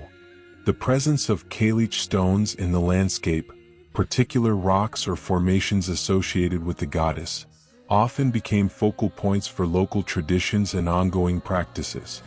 People would visit these stones for various purposes: to ask for help with fertility, both human and agricultural, to seek cures for illnesses, to make offerings and thanks for blessings received, or simply to pay respects to the old goddess and maintain the connection between the community and its traditional beliefs.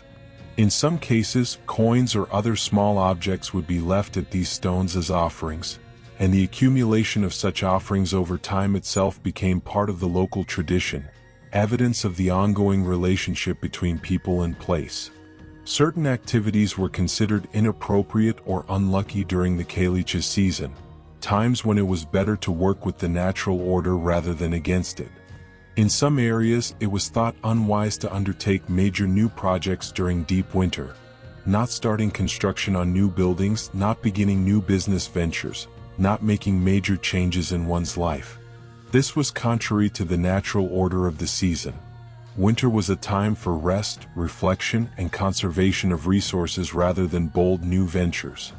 The Cailleach's season was for survival and endurance, for gathering around the fire and strengthening community bonds through shared stories and support, not for expansion and growth. This practical wisdom dressed in mythological language actually reflected sound judgment about the limitations of winter conditions. Construction was genuinely more difficult and dangerous in winter. Travel to establish new business connections was harder.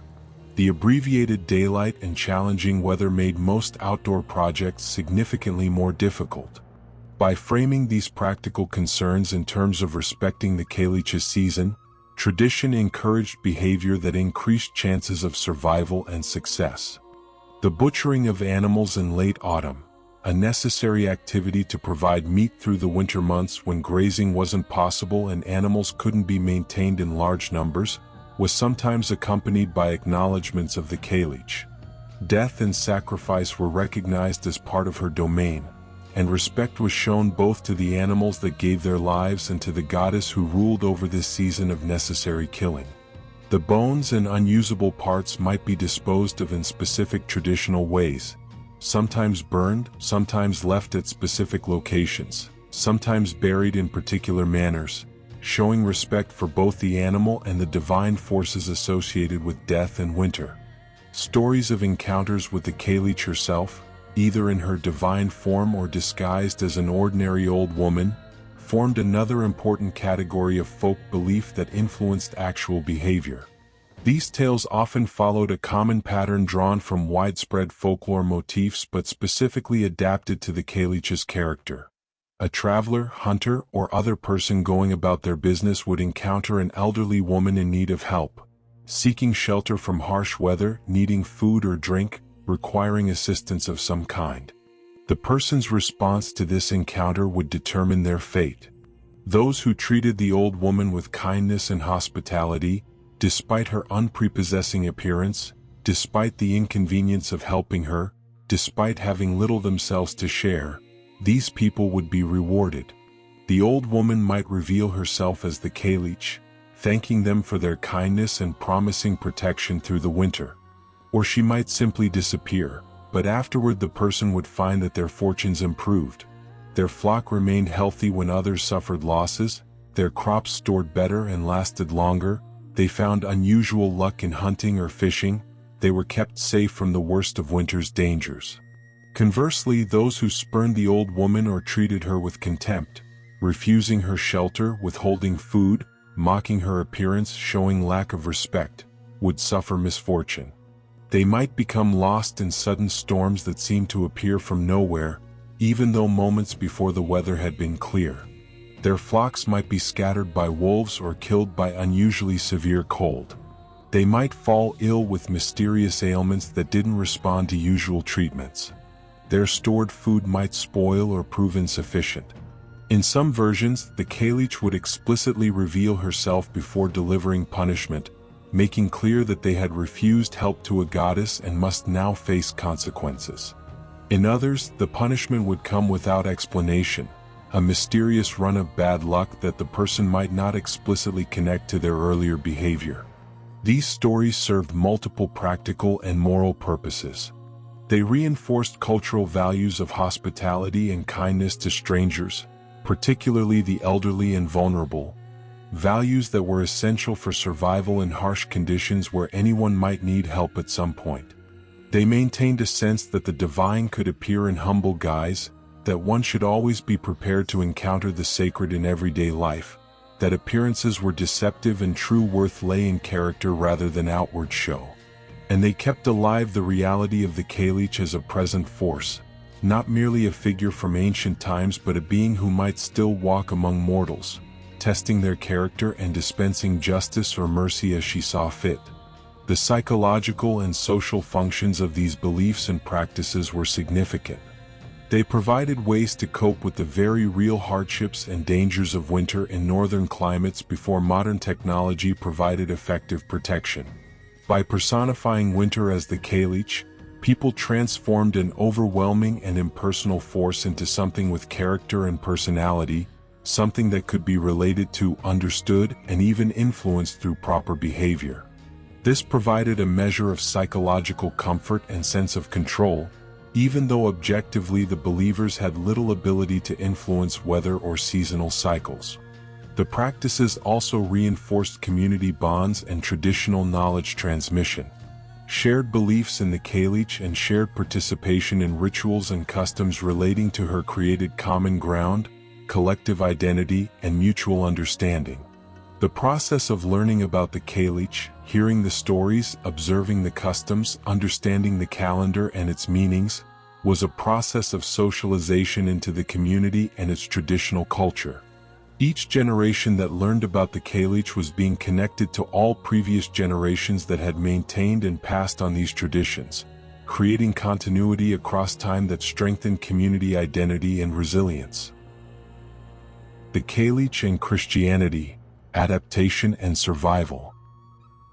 The arrival and gradual spread of Christianity throughout the Celtic lands, a process that began as early as the 4th and 5th centuries in some regions but continued over many centuries and was never entirely complete or uniform, presented a profound challenge to the old gods and goddesses, including the Cailleach.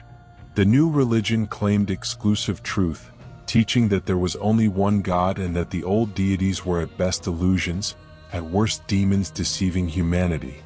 By all rights, figures like the Cailleach should have been suppressed and forgotten, displaced by Christian saints and biblical figures, relegated to at most dim memories in the dustiest corners of folk belief. Yet this is not what happened. The Cailleach proved remarkably resilient, adapting and persisting in various forms throughout the Christian period and even into modern times. Her survival, and indeed the survival of much Celtic mythology and folklore, was accomplished through several mechanisms, some deliberate and strategic, others organic and gradual, reflecting the complex reality of religious change and the ways that new beliefs interact with and incorporate older traditions rather than simply erasing them. In some cases, the Cailleach was deliberately downgraded in status from goddess to fairy or supernatural creature, still powerful and deserving of respect, but no longer occupying the highest tier of divinity. This conceptual demotion allowed people to maintain their traditional beliefs and practices regarding her while technically adhering to Christian monotheism. She was no longer worshipped as a goddess in the formal sense, but she was still acknowledged, respected, and propitiated. She became part of the fairy faith, that parallel tradition of belief in otherworldly beings that existed alongside Christianity throughout much of Celtic Europe, occupying a liminal space that was tolerated if not officially approved. This demotion was more a matter of theological classification than a fundamental change in how people actually related to the Cailleach. The emotional tone of respect, fear, and acknowledgement remained largely unchanged. The stories remained basically the same. The practices of leaving offerings, respecting her places, observing her weather signs, all of this continued, just framed slightly differently to avoid direct conflict with Christian orthodoxy. She was no longer the goddess, but rather the Cailleach, a unique and powerful being whose exact nature might be ambiguous but whose reality and importance were not questioned. In other instances, aspects and attributes of the Cailleach were absorbed into or associated with Christian saints, particularly female saints, in a syncretic process that blended Christian and pre-Christian elements. Saint Bride, Saint Bridget, provides the most obvious and important example. The goddess Bridget or Bride, who in pre-Christian times represented spring, fertility, poetry, healing, and smithcraft, was transformed into Saint Bridget, one of Ireland's most important patron saints, associated with the same qualities but now framed in Christian terms as a holy woman rather than a pagan goddess. Her feast day remained February 1st, the old festival of Imbolc that marked the first stirrings of spring and the point when the Cailleach's power supposedly began to wane. This timing was not coincidental but represented a deliberate or organic merging of the old and new, the Christian saint taking over the role and calendar position of the pagan goddess. St. Bridget's Day celebrations incorporated many elements that clearly derived from pre-Christian spring festivals: the lighting of fires, the creation of crosses from rushes or straw, the invocation of protection and blessing for the coming season. The essential opposition between bride, spring, warmth, growth, and the Cailleach, winter, cold, dormancy, was maintained even within the Christian framework. In Highland Scotland particularly, traditions acknowledged the relationship between street bride and the Cailleach, understanding that the saint's day marked the beginning of the Cailleach's decline, even though this was now expressed in terms of a Christian saint rather than explicitly as a pagan goddess. However, this Christianization was never complete, and the old patterns persisted stubbornly beneath the surface. People might attend church on St. Bridget's Day and hear her praised as a Christian saint, but they would also perform traditional rituals at home that had nothing to do with Christianity and everything to do with welcoming spring and acknowledging the shift in power from the Cailleach to the summer goddess. The cognitive dissonance this might create was apparently manageable, perhaps because people didn't think in terms of exclusive categories. The saint and the goddess could both be real and important, operating in different but not necessarily contradictory ways. Some Christian authorities, particularly those less familiar with local traditions or more zealously committed to purging pagan elements, attempted to recast the Cailleach in more explicitly demonic terms, associating her with evil, with the devil himself, or with malevolent supernatural forces that Christians should reject and oppose. Sermons might denounce belief in the old hag as superstition or devil worship. Stories might be told in which the Cailleach appeared as a temptress or demon trying to lead Christians astray, only to be defeated or driven off by the power of prayer, the cross, or intervention by saints. However, these attempts at demonization were largely unsuccessful at the popular level, particularly in the highlands and remote rural areas where traditional culture remained strong. The people maintained a more nuanced view of the Cailleach, seeing her not as evil but as a force of nature. Harsh, certainly, and potentially dangerous, but not malevolent in any moral sense. She was winter, and winter was a necessary part of the natural cycle, not a punishment or evil to be overcome through religious fervor. This understanding ran too deep and was too obviously aligned with observable reality to be easily displaced by theological arguments. The relationship between official Christianity and popular beliefs about the Cailleach varied considerably by time, place, and the particular religious authorities involved. Some priests, particularly those from the same communities they served and who had themselves grown up with the traditional stories, were relatively tolerant. They understood these practices as harmless folk customs rather than genuine threats to Christian orthodoxy. They might even participate in or tacitly approve traditional observances, seeing no necessary conflict between Christianity and maintaining cultural traditions that gave people comfort and connection to their heritage.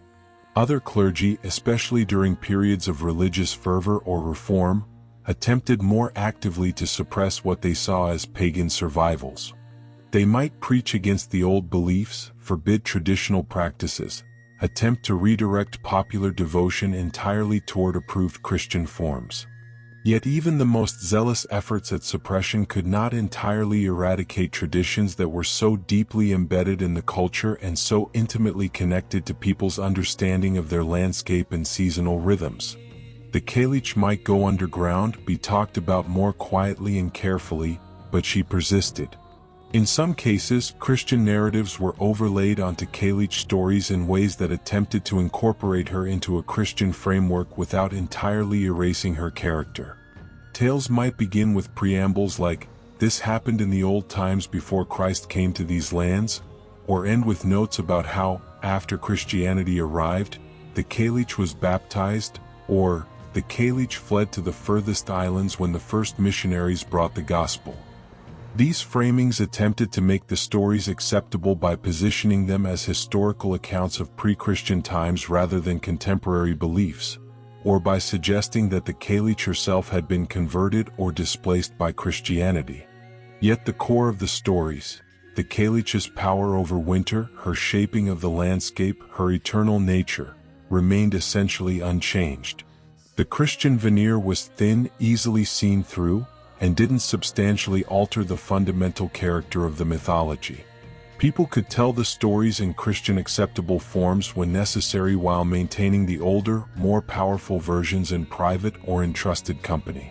The association between the Cailleach and various landmarks presented another challenge for Christian authorities. People continued to visit springs, wells, mountains, and stones associated with the Cailleach, often for purposes that looked suspiciously like worship or veneration to concerned clergy. The Church's solution was often to Christianize these sites, associating them with saints or biblical events, building churches or chapels nearby, or establishing Christian pilgrimage traditions that overlaid the older practices. A well might be rededicated to a Christian saint, with stories about how the saint had blessed or purified it, overlaying but not entirely replacing the older tradition that the Cailleach had created it with a strike of her staff. A mountain chapel might be built and a story circulated about how it had been constructed to sanctify the place and counteract the Cailleach's pagan influence. But this very narrative acknowledged her original power and presence there, and local people would still know and tell the older stories about why the mountain was sacred to the winter hag in the first place. Yet the Cailleach's connection to these places persisted stubbornly in oral tradition and popular belief. People might visit a Christianized site and perform Christian devotions, but they would also remember and sometimes still practice older customs, leaving specific types of offerings, walking around the site a certain number of times, performing actions on specific dates that related to the Cailleach's calendar rather than Christian feast days. The layering of beliefs and practices created complex hybrid traditions that were simultaneously Christian and pagan, neither one nor the other but something that incorporated both. In some of the most remote areas of the Scottish Highlands and Irish countryside, where Christianity's influence arrived relatively late, not until the 6th century or later in some locations, and remained relatively superficial for centuries afterward, traditions regarding the Cailleach were maintained with less Christian overlay and adaptation. In these regions, well into the modern period, people spoke of the Cailleach in terms that clearly recognized her divine or at least supernatural status, with less concern about whether such beliefs contradicted Christian doctrine. The church presence might be nominal, with visits from priests infrequent, allowing traditional beliefs to maintain stronger presence. These remote communities often maintained older forms of cultural practice generally, not just regarding the Cailleach but across many aspects of life. Traditional healing practices, seasonal customs, storytelling traditions, social structures. All of these retained more connection to pre-Christian patterns. The Cailleach was part of this broader maintenance of traditional culture, neither more nor less affected by Christianity than other aspects of Highland life. The Protestant Reformation of the 16th century introduced new dynamics to this complex religious landscape. In areas that became predominantly Protestant, particularly lowland Scotland, there was often a renewed and intensified effort to suppress superstitious practices, including traditions related to the Cailleach. The Reformers' emphasis on biblical authority and their rejection of popish customs like saint veneration ironically extended to folk beliefs that predated Christianity entirely. From their perspective, belief in the Cailleach was medieval Catholic superstition that needed to be rooted out along with belief in saints, relics, and other unbiblical practices. This created some odd situations where Catholic and pre-Christian traditions were both condemned as equally problematic, despite having quite different origins and meanings. St. Bridget's Day celebrations were attacked both for honoring a Catholic saint and for incorporating pagan elements, while Cailleach traditions were condemned as superstition, even though local Protestants might argue they were not religious beliefs at all but simply cultural customs or ways of talking about weather patterns. However, in Highland Scotland and much of Ireland, which remained largely Catholic or developed distinctive forms of Protestantism that were more accommodating of traditional customs, the Cailleach traditions proved more resilient. The Catholic Church in these regions had long since reached a working accommodation with folk beliefs, taking the pragmatic position that as long as people attended Mass, observed the sacraments, and didn't explicitly deny Christian doctrine, their additional maintenance of traditional customs could be tolerated. Presbyterian churches in the Highlands sometimes took a similar pragmatic approach, recognizing that attempting to completely suppress deeply ingrained cultural traditions might alienate people entirely. By the 18th and 19th centuries, as educated elites began to develop interest in folklore and antiquities as subjects worthy of study and preservation, the Cailleach and related traditions found new forms of preservation outside their original religious and cultural contexts. Scholars, clergymen, often from outside the communities they studied, and other educated individuals began systematically collecting and recording folk beliefs, myths, and customs. Collections of Highland tales, Irish mythology, and folk customs began to be published, making traditional material available to wider audiences but also fixing it in text in ways that both preserved and changed it. These collectors brought their own perspectives, assumptions, and biases to their work. They might clean up stories they found offensive, impose interpretations based on contemporary theories about mythology and primitive culture, rearrange or combine different versions to create more coherent narratives, or add romantic embellishments to make the material more appealing to readers. Nevertheless, they preserved many traditions that might otherwise have been lost as traditional ways of life were disrupted by industrialization, emigration, agricultural changes, and other forces of modernization. The Cailleach benefited from this collecting activity. Her stories were recorded in multiple volumes, her associated places were documented, her role in traditional calendar customs was described. While the written versions could never fully capture the living oral tradition, the performance aspects, the variations between tellers, the way stories adapted to different audiences and circumstances, they ensured that future generations would have access to at least some version of the traditions even if the unbroken oral transmission was disrupted. The relationship between Christianity and Cailleach traditions, then, was not a simple story of suppression and survival, but rather a complex process of adaptation, synthesis, resistance, and accommodation that varied by time, place, and circumstances.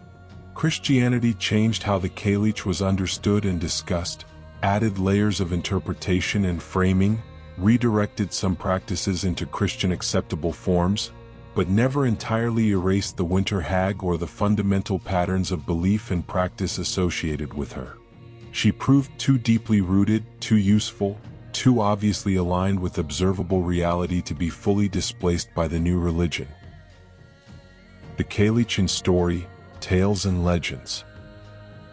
Beyond the core myths of seasonal conflict, landscape formation, and the cosmic cycle between winter and summer, the Cailleach appeared as a character in numerous folk tales and legends that circulated orally throughout the Celtic regions for centuries. These stories, while varying significantly in details from place to place, storyteller to storyteller, and generation to generation, shared common themes and motifs that revealed different facets of the winter hag's character and her relationship with humanity. They served both as entertainment during long winter nights and as vehicles for transmitting cultural values, environmental knowledge, and practical wisdom. One major category of tales involved the Cailleach testing the character of mortals, usually appearing in disguise as an ordinary old woman in need of assistance.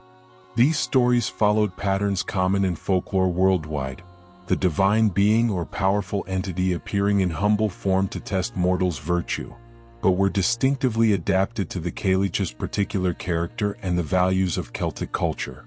The tests often involved hospitality, respect for the elderly, generosity despite one's own limited means, and proper behavior in the natural world that was the Cailleach's domain. A famous example from Irish tradition tells of a young hero, sometimes identified as a specific historical or legendary figure, sometimes simply described as a warrior or champion, who was seeking to prove his worthiness to rule. He came upon a well in a remote location, and beside the well sat an extraordinarily ugly old woman. Her description in the tale emphasized every unappealing aspect that age and hardship could produce. Wrinkled, weathered skin, missing teeth, unkempt hair, bent back, gnarled hands. She asked the young man to give her a kiss as the price for access to the water, which he desperately needed. Despite her repulsive appearance, despite every natural impulse to refuse, the young man courteously agreed, recognizing that she was an elder and deserving of respect regardless of her appearance. He approached her and kissed her without hesitation or visible revulsion. The moment his lips touched hers, she transformed into a beautiful young woman, revealing herself as the goddess of sovereignty. Sometimes this figure was explicitly identified with or related to the Cailleach in her summer aspect. Sometimes she was presented as a separate goddess. The relationship varied by version and teller. The kiss represented his worthiness to rule, his willingness to accept both harsh and pleasant aspects of the land and its spirits, his ability to see past surface appearances to underlying worth. The goddess blessed him and confirmed that he would be a just and successful ruler because he had shown himself capable of looking beyond the merely superficial and offering respect and kindness even when it cost him something to do so. In Scottish variations of similar testing tales, the Cailleach might appear to a shepherd during a storm, appearing at the door of his bothy and asking for shelter from the harsh weather. The shepherd's response would determine not just his fate but often the fate of his flock. A kind shepherd who immediately welcomed her in, who shared his meager food and gave her the warmest place by his fire without hesitation or complaint, would find that his generosity was rewarded. When morning came, the storm would have passed, his flock would be found safe and well despite the harsh conditions, and through the coming winter he would enjoy unusual success. His animals staying healthy when others suffered losses, his sheep bearing more lambs, wolves and other predators avoiding his flock. In some versions, the old woman would reveal herself before leaving, making clear that he had hosted the Cailleach herself and that she would remember his kindness. In others, she would simply disappear with morning light, and the shepherd would only gradually realize that he had entertained someone extraordinary, understanding in retrospect that no ordinary old woman could have been abroad in such weather, could have appeared and disappeared so mysteriously. Conversely, a selfish or disrespectful shepherd who refused her or grudgingly allowed her only the poorest accommodations, making her sleep near the door where the cold came in, giving her only scraps to eat, showing through his manner that he resented her presence, would face consequences.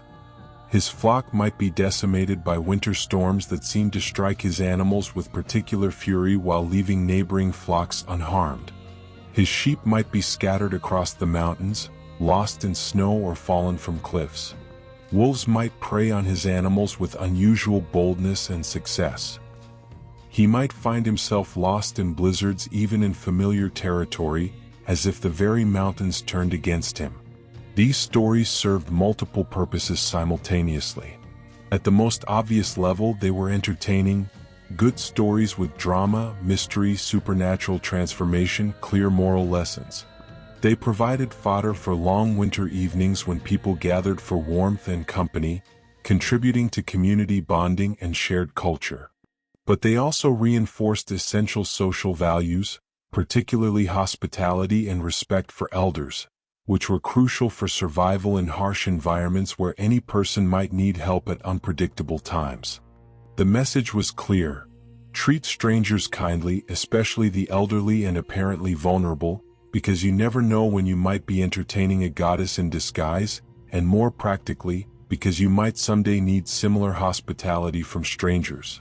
Another type of story involved the Cailleach's relationship with specific families or lineages, tales that often had strong local character and served to establish particular families' prestige or explain their unusual characteristics.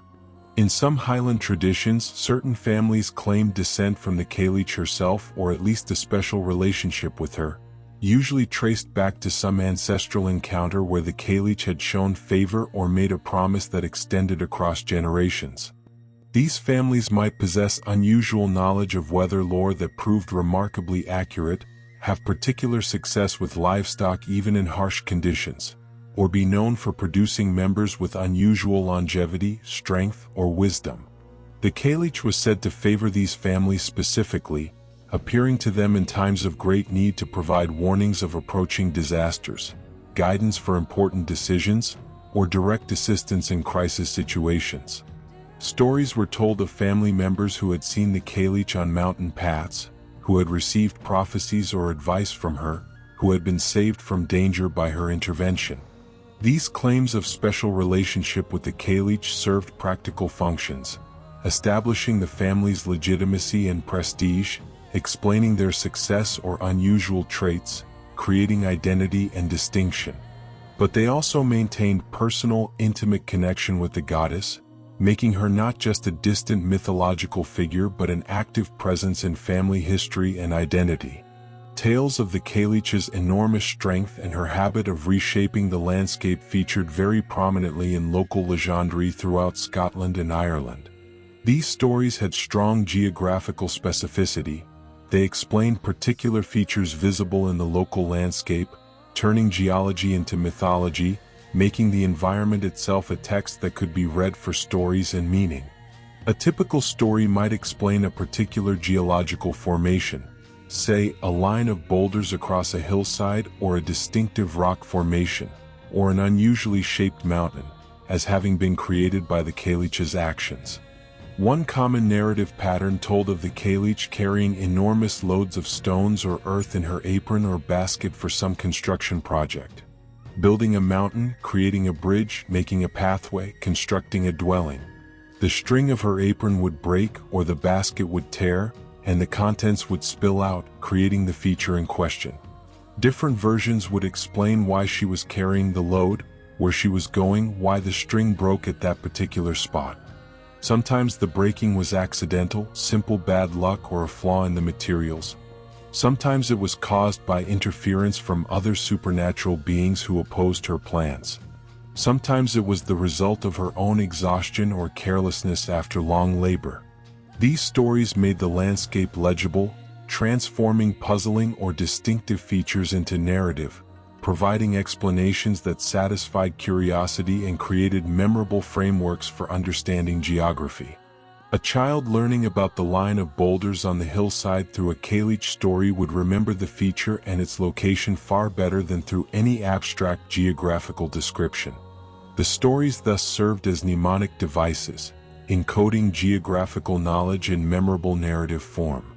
One particularly memorable Scottish tale, told in various forms throughout the Highlands, described the Cailleach leaping from mountain to mountain across the landscape, each landing creating a depression or corrie in the mountain's side. In some versions, she was fleeing from the arrival of spring, racing to reach her final refuge in the furthest north or highest peak before her power completely failed and she was forced to yield to summer. The story would describe her desperate flight, the mountains trembling as she landed on each in turn, her power waning with each leap, until finally she reached her destination and sank into sleep or transformed into stone. Her reign ended for another year. In other versions, she was not fleeing but rather energetically traversing her domain at the height of winter, exulting in her strength and power, visiting the peaks that were her thrones, surveying her kingdom from each vantage point. This version presented a very different emotional tone, not desperation but confidence, not defeat but dominance, not the end of her reign but its height. The corries marked her passage through her territory, evidence of her substantial presence, reminders that this landscape was hers. The specific peaks mentioned would vary depending on where the story was told. A version from the Western Highlands might describe leaps between mountains in that region, while an Eastern version would feature different peaks, each community claiming the Cailleach's presence in their own landscape. This geographical adaptability of the story reflected its function as local tradition rather than fixed text, changing to reflect and reinforce local geographical knowledge and community identity.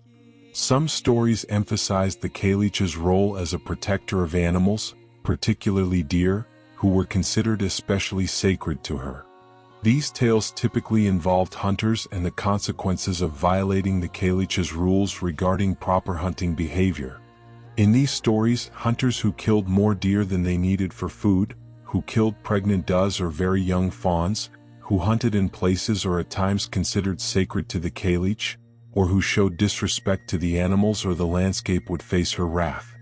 The Cailleach might cause them to become lost in a sudden blizzard that appeared from clear skies, the storm intensifying around them specifically while the weather elsewhere remained calm. They might be frozen where they stood, their bodies found in spring as warnings to other hunters. They might never find success in hunting again, their arrows mysteriously missing targets they should easily hit, deer seeming to vanish whenever they approached, their skill and luck completely deserting them as punishment for their transgression. Conversely, hunters who observed the old rules, taking only what they needed for genuine sustenance, avoiding pregnant animals and the very young, showing respect for the deer and the wild places, leaving portions of successful kills as offerings to acknowledge the Cailleach's ownership, were said to enjoy her favor. Their hunting would be successful but not excessive, providing adequately for their families without depletion of the herds. They would be protected from dangers of the mountains, warned of approaching storms, guided to safety when weather turned dangerous. Their arrows would fly true, their tracking skills would be supernaturally enhanced, and they would develop deep understanding of animal behavior that made them more effective and ethical hunters. These stories encoded practical rules for sustainable hunting and respectful treatment of wildlife in mythological form. The Cailleach's rules were actually sound principles for conservation. Don't overhunt, protect breeding females, respect the animals. By attributing these rules to a powerful goddess who would punish violations, the stories gave them supernatural sanction and created strong motivation for compliance beyond merely practical considerations. Irish tradition preserved particularly elaborate stories of the Cailleach's great age, sometimes presenting her as a figure who had lived through multiple human lifetimes, accumulating vast wisdom and experience while watching the rise and fall of kingdoms, the coming and going of generations, the slow changes in the landscape itself. One such tale, preserved in the text known as the Lament of the Old Woman of Beer, though it may have originated as a Christian allegory or meditation on age and mortality, drew upon much older traditions of the Cailleach Beara and her immense antiquity. In this poem, which exists in several versions dating from different centuries, the old woman reflects on her youth and beauty, her many lovers who had been great warriors and kings, her current age state, and the passage of time that has transformed her from desired maiden to forgotten crone. She speaks of having known 7 periods of youth, suggesting serial rejuvenations or the cyclical nature of her existence. She describes the landscape changes she has witnessed, waters that once flowed now dried up, places once inhabited now deserted, the relentless transformation of all things except herself who remains. Though the Christian version of the poem frames this as lamentation, as regret for a misspent life of worldly pleasure, the underlying material suggests something more complex and powerful. Not simple regret but a kind of weary wisdom born of long experience, an understanding of the transitory nature of all things, a perspective that can only come from having outlived everything and everyone multiple times over. The Cailleach's age was not presented as a weakness or failing but as a source of authority and knowledge, though that knowledge might be bitter and the perspective it provided might be isolating, separating her from mortals who could not comprehend the vast spans of time she had experienced. The theme of transformation featured prominently in many Cailleach stories, reflecting the fundamental association between the goddess and the cycles of change in nature. Beyond the great seasonal transformation between winter and summer, tales told of the Cailleach changing her form for various purposes, demonstrating her mastery over her own nature and appearance. She could become a great gray boulder, making herself indistinguishable from the many stones scattered across the landscape, watching in perfect stillness and patience as mortals passed by completely unaware of her presence. She could transform into various animals, a deer with a silvery coat, joining the herds under her protection and moving among them unseen, a wolf ranging across the mountains with supernatural speed and power, an eagle soaring above her domain to see everything from the perspective of the sky, a crane stalking along shorelines or through marshes where land and water met. Some stories told of her taking the form of a young and beautiful woman to deceive mortals or to test them in a different way than when she appeared as an old hag. This younger form might be used to test whether someone would show kindness and respect to an apparently vulnerable young woman, or conversely, whether they would treat a beautiful woman better than an ugly old one, thus revealing the shallowness of their character. The transformation between age and youth was presented as equally easy for her, both forms being authentic aspects of her nature rather than one being a disguise and the other her true form. These transformation stories reflected sophisticated understanding of the Cailleach as a complex, multifaceted being who could not be reduced to any single form or aspect. She was simultaneously old and young, harsh and nurturing, destroyer and creator, human-like and utterly inhuman.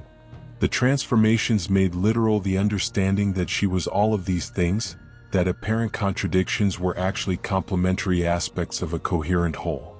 In Welsh tradition, the Cailleach figure appeared in somewhat different guise but with recognizable similarities to her Scottish and Irish counterparts.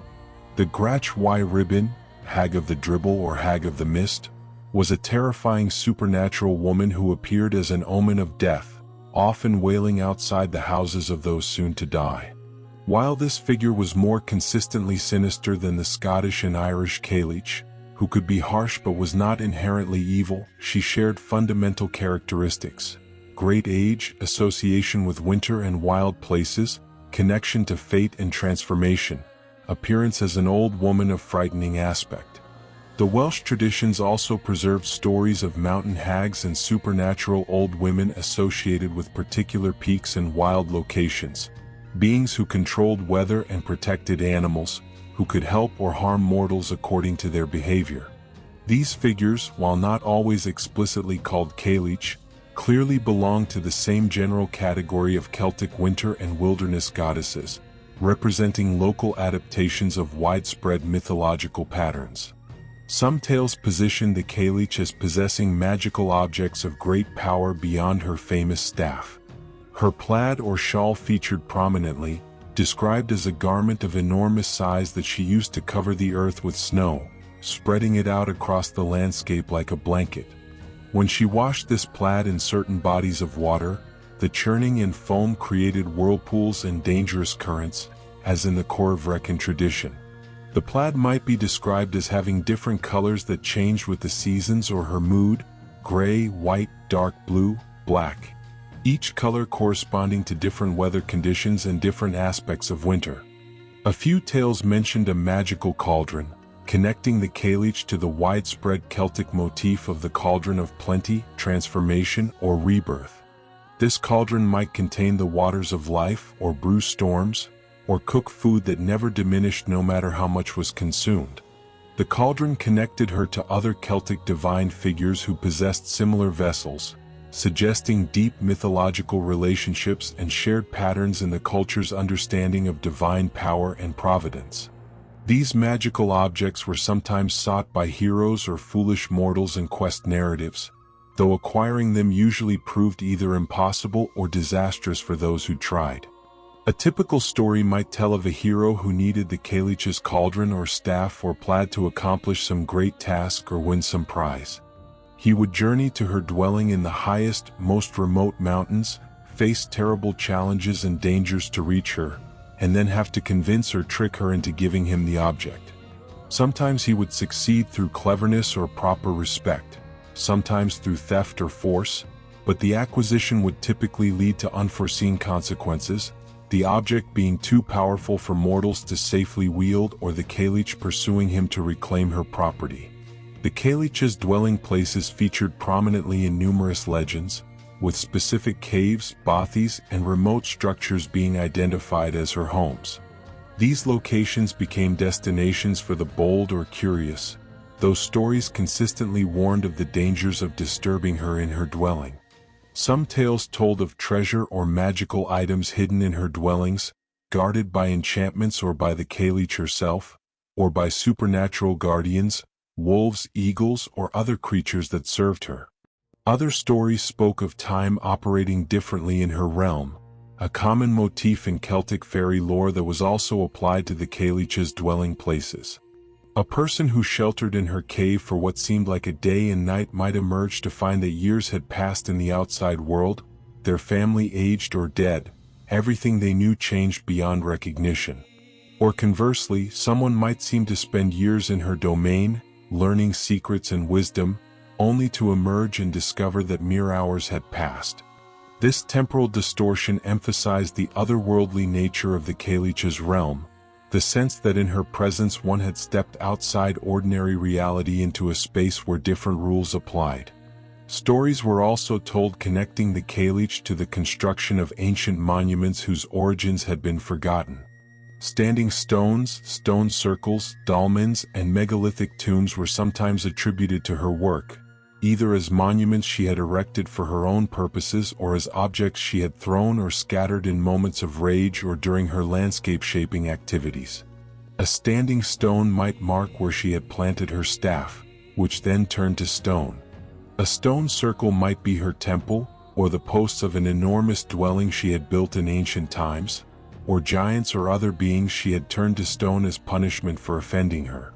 This attribution reflected the recognition that these structures were incredibly ancient, so old that they predated human memory and historical record, existing from times so remote that only divine or supernatural beings could have created them.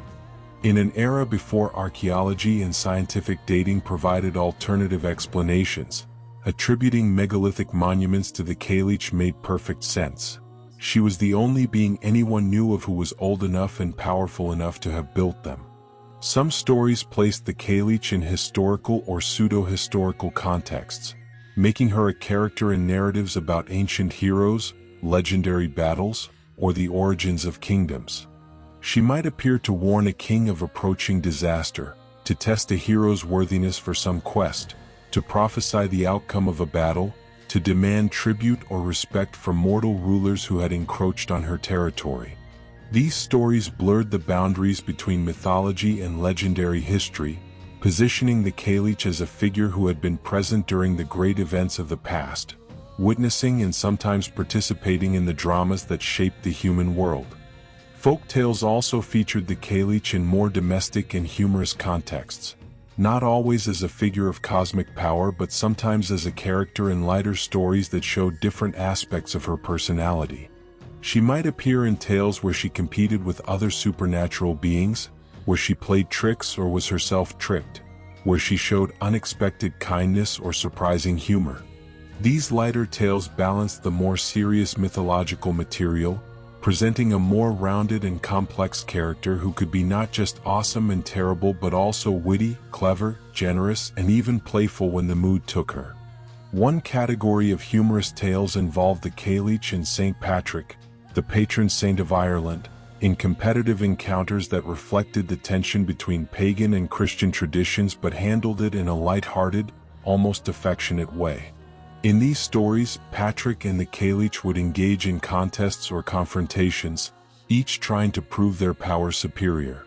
Patrick might try to drive her from Ireland as he had driven the snakes, or she might challenge his right to interfere with the old ways.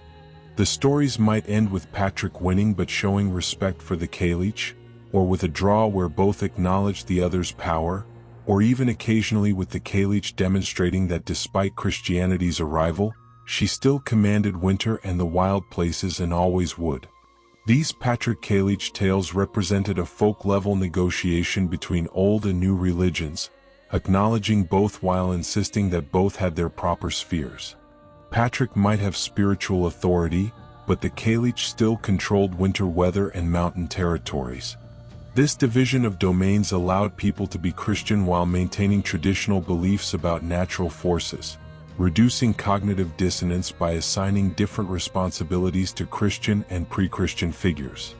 The storytelling tradition itself was important for understanding these tales. They were not fixed texts but living oral traditions, changing with each telling according to the teller's skill and memory, the audience's preferences and reactions, the particular circumstances of the telling. A story told to children would be different from the same story told to adults. A version told in winter might emphasize different elements than one told in summer. A story told in one glen might incorporate local features and family histories that would be absent from a version told in a different location. Master storytellers in Highland and Irish communities were highly respected for their knowledge of traditional tales and their skill in performance. These individuals, whether professional bards in earlier periods or community members known for their storytelling ability in later times, served as living libraries of tradition, maintaining cultural continuity across generations. They knew not just the stories themselves but the proper occasions for telling different stories, the genealogies and histories associated with characters and places, the variations and debates about how particular tales should be told. The Cailleach featured prominently in the repertoires of these storytellers because she was such a rich and versatile character. She could be the antagonist in a hero's quest, the helper in a tale about hospitality, the creator figure in an origin story, the frightening presence in a cautionary tale, or the wise advisor in a story about learning and growth. Her very complexity made her useful for many different narrative purposes, while her deep connection to the landscape and seasons made her perpetually relevant to people whose lives were intimately shaped by geography and weather. The Cailleach's symbol, deeper meanings. Beyond her role as a mythological figure and character in folk tales, the Cailleach functioned as a powerful symbol representing complex ideas about nature, time, death, transformation, and the human relationship with forces beyond our control. Understanding these symbolic dimensions helps reveal why she remains such an enduring and important figure in Celtic tradition, continuing to resonate with people across centuries of cultural change. She was not merely a colorful character from old stories but a symbolic framework for understanding fundamental realities of existence. At the most fundamental level, the Cailleach represented winter itself, not merely as a season but as a necessary and inevitable aspect of existence, as a time of trial and hardship that could not be avoided but had to be endured. In the harsh climates of Scotland and Ireland, winter was a serious matter, a time of real danger when food could run short, when the cold could kill the unprepared or unlucky, when darkness dominated and the world seemed drained of life and color, when communities were tested and not everyone survived to see spring. The Cailleach embodied this reality in divine form, making it something that could be related to, understood, and incorporated into the community's worldview. By personifying winter as the Cailleach, people transformed what might otherwise have been simply a terrifying and incomprehensible force into something that had character, personality, motivations, and patterns of behavior that could be understood, predicted, and even to a degree influenced. The Cailleach was harsh and demanding, but she followed rules. She had her time of power and then yielded to spring. She respected certain conventions. She could be appeased or at least acknowledged through proper behavior. This framework provided a measure of psychological comfort and sense of control, a way of making sense of and coping with the hardships of the winter season. The unpredictability of winter weather, the sudden storms, the variations from year to year in severity, the uncertainty about when spring would truly arrive, could be understood through the Cailleach's moods and actions. A harsh winter was the Cailleach in a bad temper or determined to extend her reign. An early spring was her power failing sooner than usual. Unseasonable weather was the Cailleach and the summer goddess struggling for dominance.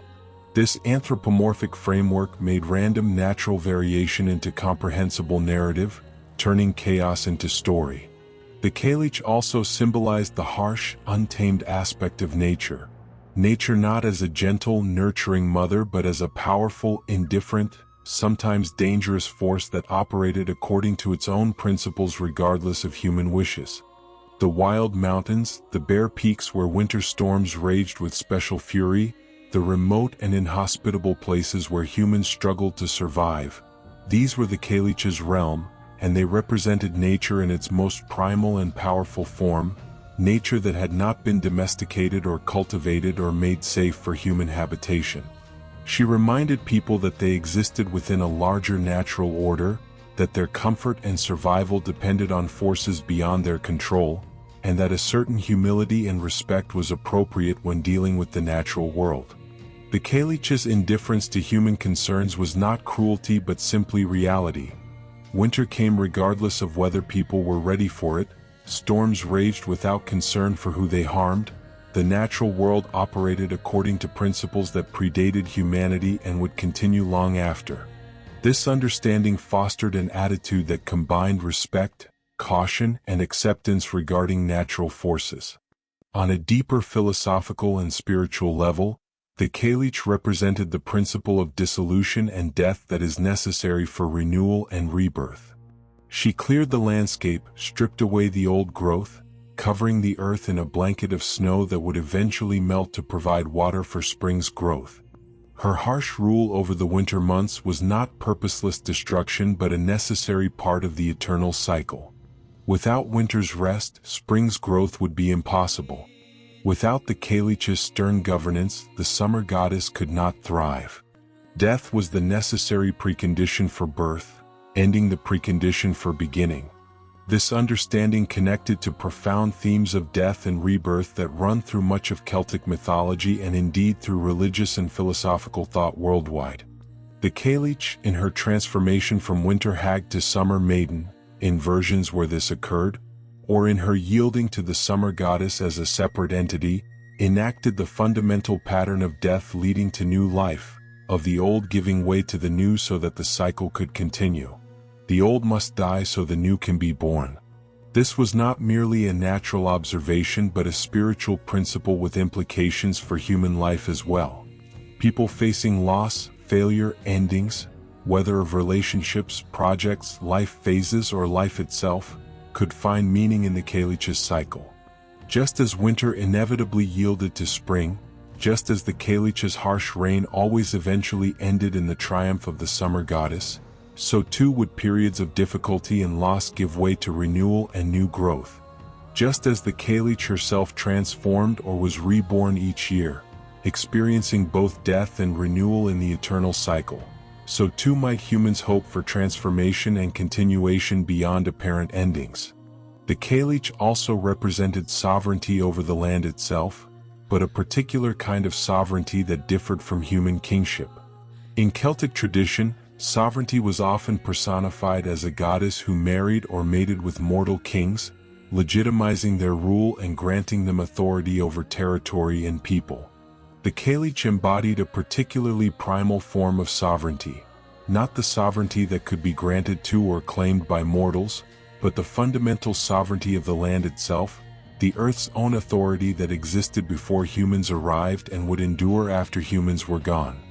She was the land's own voice and will, its assertion of power and independence from human control. No matter what humans built or planned, the Cailleach would still bring winter. No matter how much land was cultivated, the wild places of mountain and storm would remain her domain. No matter how powerful a human king might be, he still existed within her larger authority, subject to the forces she embodied. This was a humbling recognition, but also potentially a unifying one. All humans were equally subject to the Cailleach's power, all equally dependent on her seasonal cycle, all equally vulnerable to winter's hazards. Her great age symbolized wisdom, experience, and the perspective that comes from having witnessed countless cycles of change. She had seen everything before, had survived when younger, seemingly more vital beings had perished, had outlasted kingdoms and civilizations. In this sense, she represented the value and power of the elder, the ancient one who remembers what others have forgotten, who knows secrets lost to the young, who has earned respect through sheer endurance and survival.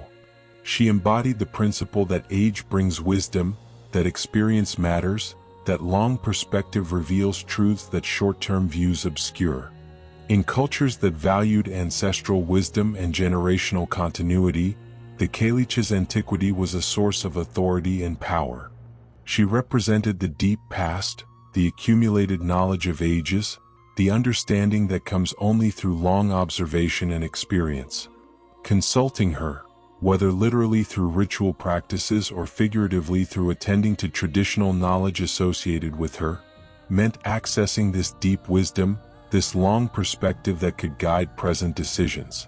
The Cailleach's appearance, aged, weathered, powerful despite or because of her lack of conventional beauty, challenged simple notions of value based on youth and physical attractiveness.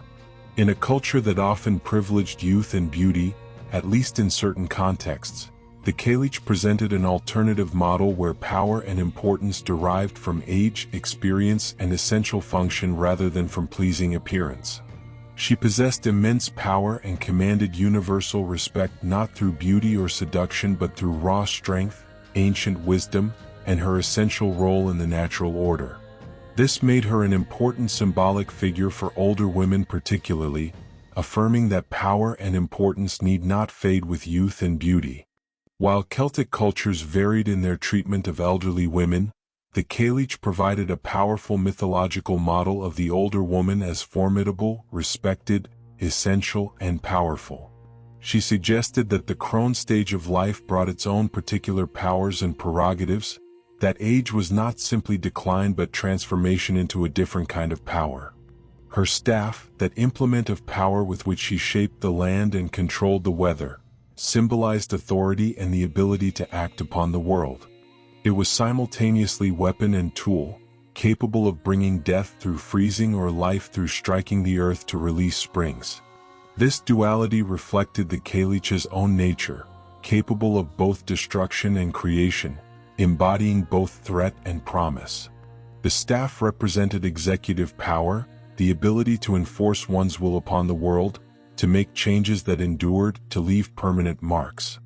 In some interpretations, the staff could be understood as a phallic symbol, suggesting masculine power wielded by a female figure, complicating and enriching understanding of the Cailleach's gendered significance. She was female but not feminine in conventional terms, possessing and wielding types of power often coded as masculine: control over landscape and weather, physical strength, aggressive action. This gender complexity made her a particularly interesting figure for thinking about power beyond simple gender binaries. The relationship between the Cailleach and the summer goddess symbolized the eternal balance and struggle between opposing forces: dark and light, cold and warmth, death and life, age and youth, contraction and expansion, rest and activity. Neither could permanently triumph because both were necessary. This balanced opposition reflected a worldview that recognized the necessity of both poles, that accepted that life involved not just growth and joy but also decay and hardship, and that wisdom lay in understanding and accepting this fundamental duality rather than trying to eliminate one side or the other. This philosophical perspective had practical applications. It counseled against extreme reactions, excessive celebration of summer or excessive despair about winter. It suggested that both pleasant and difficult times were temporary and would give way to their opposite. It encouraged preparation and resilience. Enjoy summer but prepare for winter. Endure winter knowing summer will return. It fostered acceptance of cycles and changes rather than futile attempts to make conditions permanent. The Cailleach's indifference to human concerns represented the reality that nature operates according to its own principles, not according to human wishes or needs. She would not be moved by prayers or pleas to end winter early, nor would she extend her season merely because someone wished for more cold weather. The weather would follow its patterns, influenced by forces far larger than human desire. This indifference was not cruelty, it was simply the way things were, a symbolic reminder that humans must adapt to nature, not the other way around. This recognition could be liberating as well as sobering. If the Cailleach's actions were not personal, then winter's hardships were not punishments for human failings. If the cycle operated according to impersonal natural law, then attempting to appease or manipulate it through excessive ritual was pointless. Better to focus on practical preparation and adaptation. The mythology thus could foster a pragmatic, realistic approach to dealing with natural forces even while maintaining the symbolic and narrative framework. Her association with boundaries and liminal spaces, mountain passes, shorelines, the turning points of the year, marked her as a figure who existed at transitions and thresholds, at places where one thing became another. She governed the passage from autumn to winter, from the light half of the year to the dark half. She dwelt in the high places that marked the boundaries between habitable land and the uninhabitable wild, between the controlled lowlands and the untamed mountains. She moved between forms and ages, between winter hag and, sometimes, summer maiden, never fixed in any single state. All of this positioned her as a goddess of transformation and passage, appropriate to be called upon or acknowledged at times of transition and change in human life. Just as she presided over the transition between seasons, so she might be invoked or remembered during human transitions, coming of age, marriage, death, major life changes. Just as she existed in liminal spaces in the landscape, so she might be associated with liminal states of consciousness or being, dreams, visions, the boundary between life and death, the threshold experiences that marked significant moments. The Cailleach also symbolized survival, endurance, and the capacity to persist through hardship. She survived because she was tough, resilient, adapted to harsh conditions, able to endure what would kill others. In cultures where survival was never guaranteed, where winter truly could mean death, this was a valuable quality to be honored and emulated. The Cailleach suggested that it was possible to endure terrible conditions, that strength came through surviving hardship, that there was nobility and power in persistence itself. For communities facing oppression, poverty, colonization, or other systemic hardships beyond mere weather, the Cailleach could symbolize the capacity to outlast adversity. She represented the spirit of endurance, the refusal to be destroyed, the determination to survive and persist no matter what. Highland communities during the clearances, Irish communities during famine, any group facing existential threats might find symbolic strength in the Cailleach, the ancient one who had survived everything and who would continue to survive. Finally, the Cailleach represented the untold stories, the unrecorded history, the past beyond memory. Her activities supposedly shaped the landscape in ancient times, so long ago that no human witnessed them before history began. She existed before the oldest tales, before the first bards, in times so remote they could only be imagined. In this sense, she represented the vast stretches of unrecorded human and pre-human time, the countless generations whose names are lost, whose stories are forgotten, but whose presence shaped the world we inherited. This symbolic dimension gave depth and gravitas to the Cailleach figure. She was not merely a character in current stories but a link to the deepest past, a representative of all that had come before, a reminder that the present moment rested on foundations so deep and ancient they could never be fully known. She made concrete the abstract realization that the world is old, that human existence is a brief flicker in vast spans of time, that we are connected to a past we can barely comprehend and a future we cannot know. The enduring legacy, the Cailleach in modern times. The Industrial Revolution, widespread literacy, mass education, urban migration, emigration, and other profound forces of modernization might reasonably have been expected to sweep away ancient figures like the Cailleach, relegating her to the dusty pages of folklore collections and academic studies, a quaint relic of pre-modern superstition with no relevance to contemporary life.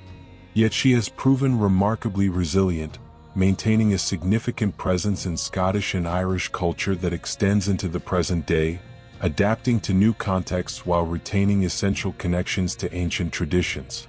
Part of this endurance stems from the continued importance of landscape in Scottish and Irish identity. The mountains, glens, lochs, and wild places where the Cailleach traditionally dwelt have not disappeared, and for people who live in or visit these regions, the stories remain relevant as ways of understanding and relating to the environment. Despite urban growth and agricultural development, Scotland and Ireland retain extensive wild landscapes, places that still feel remote and untamed, where nature's power remains obviously greater than human control. A visitor standing atop a windswept Scottish peak in winter, feeling the bite of the cold wind and seeing the vast landscape spread below, can still sense something of what inspired the ancient stories of the Cailleach. The physical environment thus provides continuity that abstract theology or philosophy might lack. The mountains that supposedly bear the Cailleach's footprints are still there, looking much as they did centuries ago. The whirlpool at Corvrecken still churns and roars. The springs supposedly created by her staff strikes still flow. This geographical persistence keeps the Cailleach relevant in ways that might not be true for deities associated with vanished temples or obsolete practices. Modern Scottish and Irish literature has drawn extensively upon the Cailleach as a powerful mythological figure with rich symbolic potential. Poets and novelists have revisited her stories, sometimes retelling them in relatively traditional ways that maintain the essential character and plots, sometimes reimagining them for contemporary audiences with modern sensibilities and concerns, sometimes using her as a starting point for entirely new stories that maintain thematic or symbolic connections to the traditional material. Writers exploring themes of nature, aging, female power, Celtic identity, the relationship between past and present, tradition and modernity have found in the Cailleach a rich source of symbolism and inspiration. She appears in children's books, where she might be softened somewhat but still presents a powerful female figure connected to nature. She features in young adult fiction, often positioned as a mentor or challenge for protagonists on journeys of self-discovery. She appears in fantasy novels, sometimes as a character within the story, sometimes as a mythological reference that adds depth and cultural texture. She features in serious literary works that use her symbolically to explore complex themes of identity, loss, transformation, and the weight of history. Some contemporary Scottish and Irish poets have written powerful works centered on the Cailleach, using her to explore personal and cultural concerns. These poems might address environmental destruction through the lens of the Cailleach's traditional role as guardian of wild places, suggesting that her anger at how the land has been treated is manifesting in climate chaos. They might explore aging and women's experience through identification with the Cailleach's crone aspect, reclaiming the power and dignity of older women against cultural forces that diminish them. They might use her eternal cycle of death and renewal to process personal grief and loss, finding hope in the pattern of winter giving way to spring. The revival of interest in Celtic spirituality and the growth of neo-pagan religions have brought renewed attention to the Cailleach as a goddess deserving of worship and respect. Modern pagans, particularly those following Reconstructionist paths based on historical Celtic practices or those developing new forms of earth-centered spirituality that draw on Celtic sources, honor the Cailleach as an active spiritual presence, a deity to whom prayers and offerings are made, whose wisdom and power are invoked in ritual contexts. For these practitioners, she is not merely a quaint figure from folklore or a historical curiosity but a living goddess with whom they seek relationship. They celebrate seasonal festivals that acknowledge her role in the turning of the year, particularly Samhain, when her power rises, and Imbolc, when it begins to wane. They visit sites associated with her, leaving offerings and performing ceremonies. They invoke her in rituals relating to winter, transformation, strength, wisdom, or the wild aspects of nature. They tell her stories to their children, maintaining oral tradition in new contexts. This modern pagan engagement with the Cailleach is not identical to historical folk belief. It's more self-conscious, more deliberately constructed, often more influenced by books than by unbroken oral tradition. But it represents genuine religious devotion that keeps the Cailleach actively present as a spiritual force rather than merely a cultural memory. The number of people engaged in these practices may be relatively small, but their dedication and the visibility of their activities contribute to keeping the Cailleach present in public consciousness. Environmental movements have found particular relevance in the Cailleach, seeing in her a symbol of untamed nature and the wild places that are increasingly threatened by development, resource extraction, tourism infrastructure, and climate change. The Cailleach represents the land's own power and agency, a reminder that nature is not simply a resource to be exploited for human benefit but a force with its own integrity, value, and interests. Some environmentalists in Scotland and Ireland have explicitly referenced the Cailleach when advocating for wilderness preservation, marine protection, or climate action. The argument, whether made literally or metaphorically, is that respect for the Cailleach, understood as respect for wild nature itself, requires protecting the landscapes traditionally associated with her. Allowing unrestricted development on mountains, commercial exploitation of wild areas, or degradation of the distinctive Scottish and Irish landscapes is framed as disrespecting or destroying the Cailleach's domain. This framing can be rhetorically powerful, connecting environmental concerns to deep cultural traditions and identity in ways that purely scientific or economic arguments might not. Climate change has added particular urgency and complexity to the Cailleach's environmental symbolism. As winters in Scotland and Ireland become less predictable, often milder than historical patterns, with less snow and earlier springs, some have suggested that the Cailleach is losing her power, that her ancient grip on the land is weakening as the earth warms. This interpretation, while not traditional, demonstrates how the Cailleach continues to serve as a framework for understanding and discussing changes in the natural world, giving people a culturally resonant language for talking about abstract climate phenomena. Others have suggested different interpretations. Perhaps the Cailleach's anger at how the land has been treated is manifesting in the chaotic, unpredictable weather patterns associated with climate disruption. Or perhaps the changing relationship between winter and summer reflects imbalance in the cosmic cycle, the eternal opposition between the Cailleach and the summer goddess disrupted by human interference. These mythological frameworks for understanding climate change may not be scientifically precise, but they can be emotionally powerful and motivating in ways that abstract statistics sometimes are not. Tourism has played an ambiguous role in the Cailleach's modern survival. On one hand, the commercialization of Celtic culture and the packaging of myths for tourist consumption has sometimes trivialized or distorted the traditions, reducing complex mythology to cute trinkets and simplified story summaries. The Cailleach might appear on postcards and tourist brochures and gift shop merchandise, presented as colorful local folklore without depth or genuine understanding.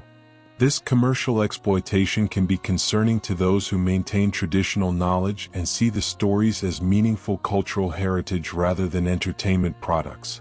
On the other hand, tourist interest has helped maintain awareness of the stories and has provided economic incentives for communities to preserve and share their traditional lore. Visitors to Scotland and Ireland actively seek out locations associated with the Cailleach, wanting to climb mountains she shaped, visit wells she created, see the landscapes her stories describe.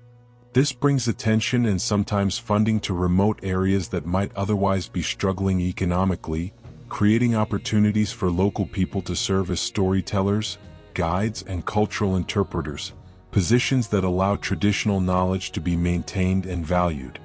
Some communities have developed sophisticated heritage tourism that presents the Cailleach and related traditions respectfully and accurately, using tourism as a vehicle for genuine cultural transmission rather than mere entertainment. Interpretive centers, guided walks, storytelling sessions, and similar offerings can introduce visitors to the traditions in ways that honor their complexity and significance while also providing economic benefit to local communities. Academic scholarship continues to study the Cailleach from various disciplinary perspectives: mythology, folklore, religious studies, anthropology, gender studies, literature, cultural history, linguistics. Each generation of scholars brings new questions and methodologies to the material, revealing different aspects of the Cailleach's significance and meaning. Contemporary scholarship has moved far beyond the early collectors' sometimes romanticized or distorted presentations, employing more rigorous methods and more culturally sensitive approaches. Recent scholarly work has explored how the Cailleach reflects ancient attitudes toward aging and female power, examining what it means that Celtic culture preserved such a powerful elderly goddess at a time when many cultures marginalized older women. Researchers have investigated how the myths encode environmental knowledge, looking at what the landscape-shaping stories reveal about geological understanding or how weather lore associated with the Cailleach relates to actual meteorological patterns. Scholars have analyzed how the stories have adapted over time to reflect changing cultural contexts, tracing how Christianization, literacy, modernization, and globalization have each left marks on the tradition while core elements persisted. Gender studies scholars have examined the Cailleach as a figure who troubles simple gender categories: female but wielding types of power often coded masculine, old but eternally recurring, destroyer and creator, harsh and nurturing. Literary scholars have traced her influence in Scottish and Irish literature from medieval texts through contemporary works. Historians have used Cailleach traditions to understand how folk belief interacted with official Christianity, how common people understood their environment and their place in the cosmos, how cultural continuity was maintained across centuries of social change.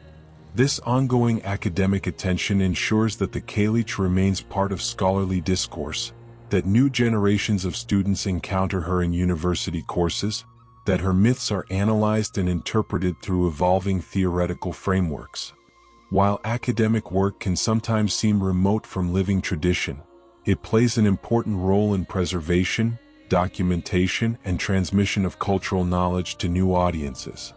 The Cailleach has found new life in visual media and artistic representation.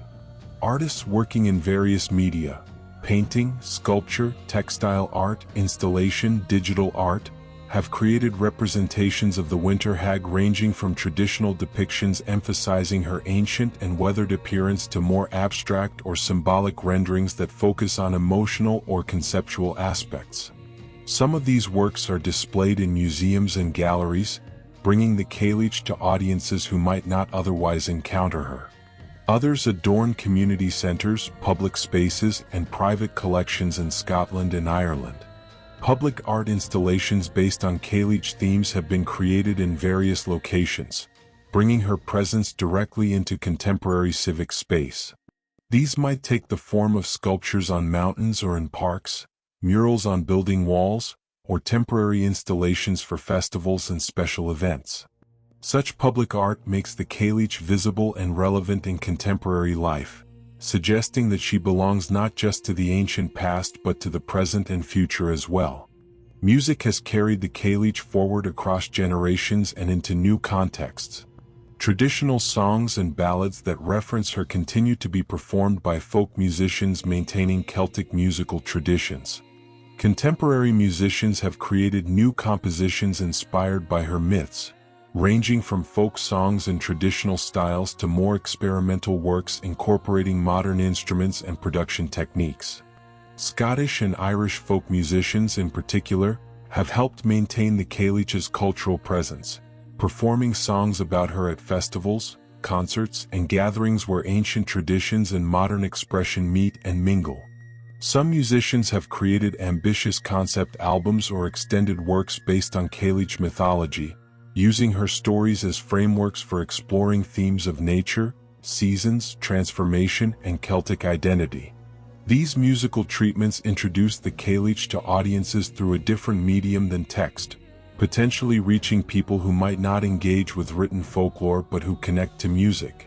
The internet and digital media have created entirely new spaces for sharing and discussing Cailleach traditions, dramatically expanding access beyond those with direct connection to Scottish or Irish communities. Websites dedicated to Celtic mythology feature extensive information about the Cailleach. Blogs exploring paganism, folklore, and spirituality regularly discuss her. Social media groups and online forums provide spaces for enthusiasts to share stories, debate interpretations, post images of sites associated with her, and exchange information about traditional practices and modern adaptations. This digital presence ensures that information about the Cailleach is more accessible than ever before, reaching a global audience rather than being confined to people with geographic or cultural connection to her traditional territories. Someone in Australia or Japan can learn about the Cailleach, connect with others interested in her traditions, and develop relationship with her mythology in ways that would have been impossible before digital communication. This globalization of the tradition has both positive and negative aspects. It ensures survival and spreads appreciation, but it also risks decontextualization and appropriation as the stories spread far from their geographical and cultural origins. Weather commentary in Scotland and Ireland sometimes playfully references the Cailleach, particularly when winter conditions are especially harsh or when spring's arrival is significantly delayed. Meteorologists making forecasts might mention her in passing, adding cultural color to technical predictions. Media reports about severe weather might reference her in headlines or story text. The Cailleach strikes again, winter hag shows no sign of releasing her grip, and similar formulations that assume audience familiarity with the tradition. Ordinary people discussing unusual weather might invoke her name, half jokingly but half seriously, maintaining connection to the old belief that winter's character reflected the Cailleach's mood and actions. This casual, colloquial use of Cailleach references in weather talk might seem trivial, but it indicates how deeply she remains embedded in cultural consciousness, how naturally people reach for her mythology to describe and understand their experience of seasons and weather. The tradition remains living language, not just historical artifact. Educational initiatives aimed at preserving Scottish and Irish cultural heritage regularly include the Cailleach among the traditional figures that children learn about. School programs, heritage-centered displays, and cultural festivals introduce young people to her stories, ensuring that each new generation has at least basic familiarity with this central figure of Celtic mythology. The depth of engagement varies widely. Some children might encounter only a simplified, sanitized version in a picture book, while others might hear more substantial versions of the myths from family members or community storytellers who maintain traditional knowledge. Youth programs focused on outdoor education sometimes use Cailleach stories as frameworks for teaching about landscape, weather, ecology, and traditional environmental knowledge. Learning about how the Cailleach supposedly shaped particular mountains or created specific lochs provides memorable context for learning geography and geology. Understanding traditional beliefs about her protection of deer connects to contemporary wildlife conservation. Weather lore associated with her can be compared with modern meteorology, showing both the wisdom in traditional knowledge and the advances in scientific understanding. Feminist scholars and activists have taken particular interest in the Cailleach as a powerful female figure who defies conventional expectations about age, beauty, and power, representing alternative models of female divinity and authority. She presents a stark contrast to the young, beautiful, nurturing mother goddess who appears commonly in many mythological traditions. Instead of youth, she is ancient. Instead of beauty, she is weathered and harsh. Instead of being primarily nurturing, she is powerful and sometimes dangerous. Instead of needing male protection or partnership, she is independent and self-sufficient. This aspect of her character has made her an important symbol in feminist spirituality, in women's studies programs, and in broader discussions about how different cultures represent female power and aging. She provides evidence that not all cultures have restricted powerful female figures to young, beautiful, motherly types. That Celtic tradition at least preserved and honored a fierce crone goddess whose power derived from age, experience, and essential function rather than from attractiveness or maternal nurturing. The concept of crone wisdom, the particular knowledge and insight associated with elderly women, the understanding that comes only through long experience, the perspective that transcends immediate concerns, has found powerful symbolic expression in the Cailleach. Modern discussions of aging, particularly women's aging in cultures that tend to marginalize older women, sometimes reference her as an example of how age can be associated with power, wisdom, and vital importance rather than with decline, irrelevance, and loss of value. Workshops, rituals, and gatherings focused on honoring the crone stage of life often invoke the Cailleach explicitly, using her mythology as a framework for celebrating aging and claiming the power and wisdom that come with experience. Women going through menopause, dealing with the cultural invisibility often imposed on older women, facing ageist discrimination, or simply seeking models of powerful aging have found inspiration in the ancient winter hag who commanded respect, wielded immense power, and played an essential role that no one else could fulfill. The Cailleach has appeared in various forms of contemporary popular culture beyond literature, music, and art. She has been referenced in television programs and documentaries about Celtic mythology and Scottish/Irish culture. She has appeared as a character in role-playing games, both traditional tabletop games and video games, introducing her to audiences who might not otherwise encounter Celtic mythology. She has inspired designs in fashion and jewelry, with her symbols and images appearing on clothing and accessories. She has been featured in theatrical productions, from traditional storytelling performances to modern theatrical interpretations of the myths. This pop culture presence has mixed effects. It ensures the Cailleach remains visible and known to broad audiences, but it risks reducing her to a simple character or aesthetic rather than a complex mythological figure with deep cultural significance. Nevertheless, even simplified or commercialized versions maintain basic awareness of her existence and might inspire some people to seek out more authentic and substantial engagement with the traditions. Schools and universities in Scotland and Ireland sometimes use Cailleach mythology as teaching material across various subjects. Literature classes studying traditional tales, history classes examining pre-Christian religion and folk belief, geography classes exploring landscape and place names, art classes creating interpretations of mythological themes. This educational integration ensures that the Cailleach remains part of formal cultural transmission, not just informal oral tradition, though it also risks reducing living mythology to academic subject matter. Community festivals and celebrations in Scottish and Irish towns sometimes incorporate Cailleach themes, particularly those marking seasonal transitions like Samhain or Imbolc/St. Bridget's Day. These festivals might include storytelling sessions featuring her myths, performances dramatizing her stories, processions or rituals acknowledging her role in the seasonal cycle, or competitions for the best artistic representation of her. Such festivals serve both tourism and genuine cultural maintenance, creating occasions for communities to actively engage with their mythological heritage. The Cailleach has also appeared in unexpected contexts as a symbol or metaphor in political and social discourse. Scottish and Irish nationalism have sometimes invoked her as a symbol of endurance, independence, and authentic Celtic identity. Environmental activists have used her to frame arguments about land rights and conservation. Discussions of women's rights and feminist issues have referenced her as an alternative model of female power. These political and social appropriations can be controversial. Some see them as legitimate uses of powerful cultural symbols, while others worry about distortion of traditional meanings or exploitation of mythology for contemporary agendas.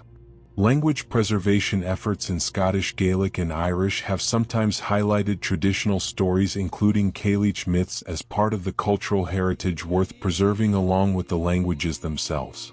Learning the languages through traditional stories provides both linguistic education and cultural continuity, connecting new speakers to the heritage of earlier generations who told these stories in these languages. The remarkable persistence of the Cailleach across so many contexts and media suggests that she fulfills continuing needs for contemporary people, not just nostalgia for the past but present relevance. She provides a powerful symbol of nature's authority and independence from human control at a time when humanity's impact on the environment has become overwhelming. She offers a model of powerful aging when cultures struggle with how to value and honor elders. She represents endurance and survival when people face various forms of hardship and adversity. She connects people to place, to landscape, to seasonal rhythms in an era of increasing urbanization and disconnection from natural environments. The Cailleach's modern survival thus testifies both to the power of traditional culture to persist and adapt and to the ongoing relevance of the fundamental realities and concerns she has always represented: winter and its hardships, the power of nature, the cycles of time, the dignity of age, the importance of respecting forces greater than ourselves. As long as winter comes and people look to mountains and tell stories, the Cailleach endures. Conclusion: the eternal winter hag.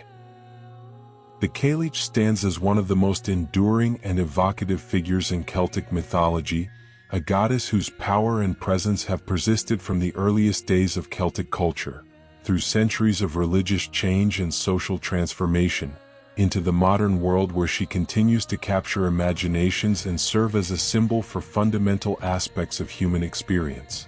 Her story is not simple or singular but complex and multifaceted, encompassing numerous local variations, diverse interpretations, and layers of meaning accumulated over countless generations of telling, retelling, adaptation, and preservation.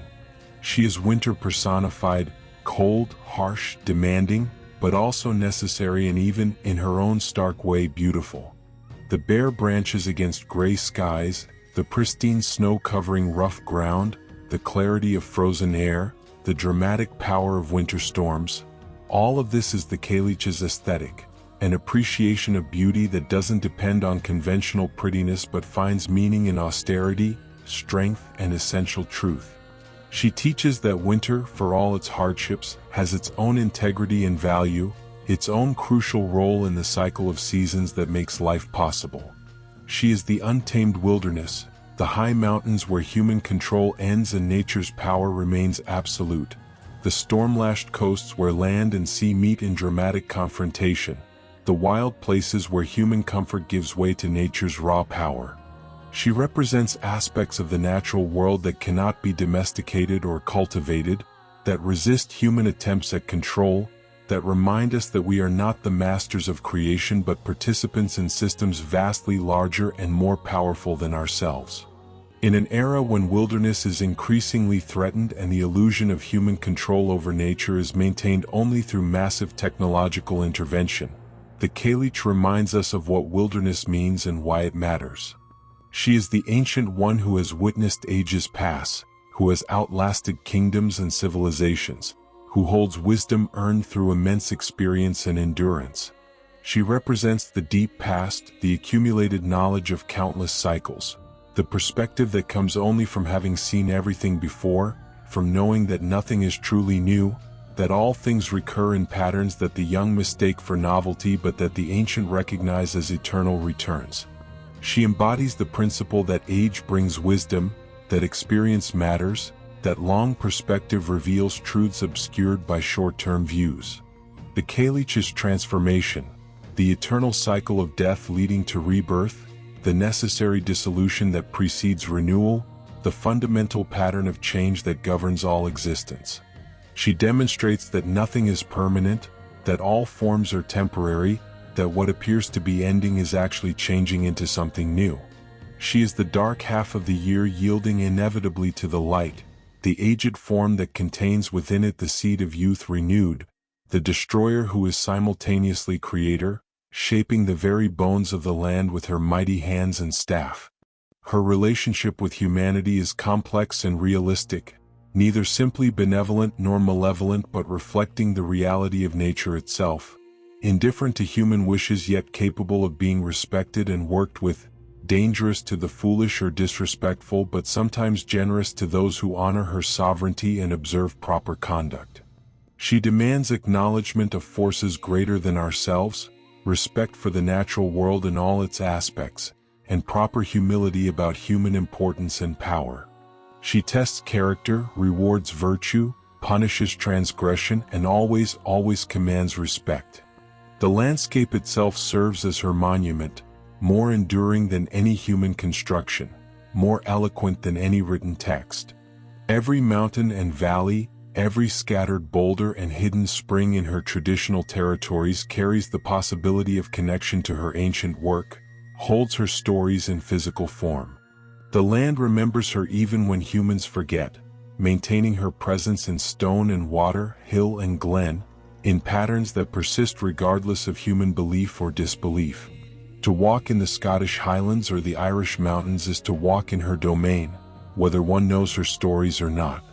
Through all the changes of history, the arrival of Christianity with its exclusive claims and monotheistic doctrine, the clearances and migrations that disrupted traditional communities, the Industrial Revolution that transformed ways of life, modernization and urbanization that pulled people away from land-based existence, and the digital age that connects but also disconnects in complex ways, the Cailleach has endured.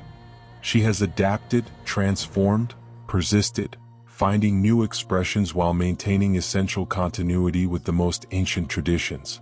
She survives in folklore and folk practices, in literature and art, in spiritual traditions both traditional and innovative, in environmental consciousness, in academic scholarship and popular culture, in the stories people tell and in the landscape they inhabit.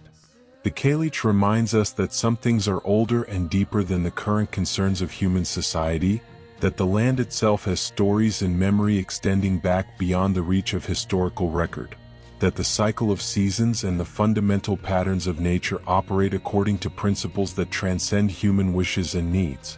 She affirms the value of age and experience, the power that comes not from conventional beauty but from endurance and wisdom, the importance of respecting the natural world in all its forms, both the gentle, nurturing aspects we find easy to love and the harsh, challenging aspects that test our strength and resilience. She provides frameworks for understanding fundamental realities, the inevitability of winter and hardship, the necessity of death and endings, the promise of renewal and transformation, the limits of human control, the importance of balance between opposing forces. Her mythology offers not escapism but engagement with real challenges, not false comfort but wisdom for dealing with difficulty, not denial of harsh realities but ways to face them with courage and perspective. In the end, the Cailleach is simply herself, The winter hag, the old woman of the mountains, the divine ancestress, the shaper of the land, the goddess of winter and sovereignty. She was, she is, she will be, eternal as the mountains she formed, enduring as the cycle of seasons she embodies, powerful as the winter storms that bear her name and carry her essence across the land. Her story continues, told in new voices and old, adapted for modern audiences yet retaining its ancient power, connecting past to present to future in an unbroken line of tradition that shows no signs of ending as long as winter comes, as long as people look to the mountains and remember, as long as stories are told and the land speaks to those who listen. Thank you for listening to this fascinating story from Celtic mythology, and I hope it enlightened you a little. If you liked listening today, then please check out my other videos for more stories of mythology and religion. Please feel free to like and subscribe, it really does make a huge difference and it's free. May the sun shine on you every day and the moon guide you through the darkness of night.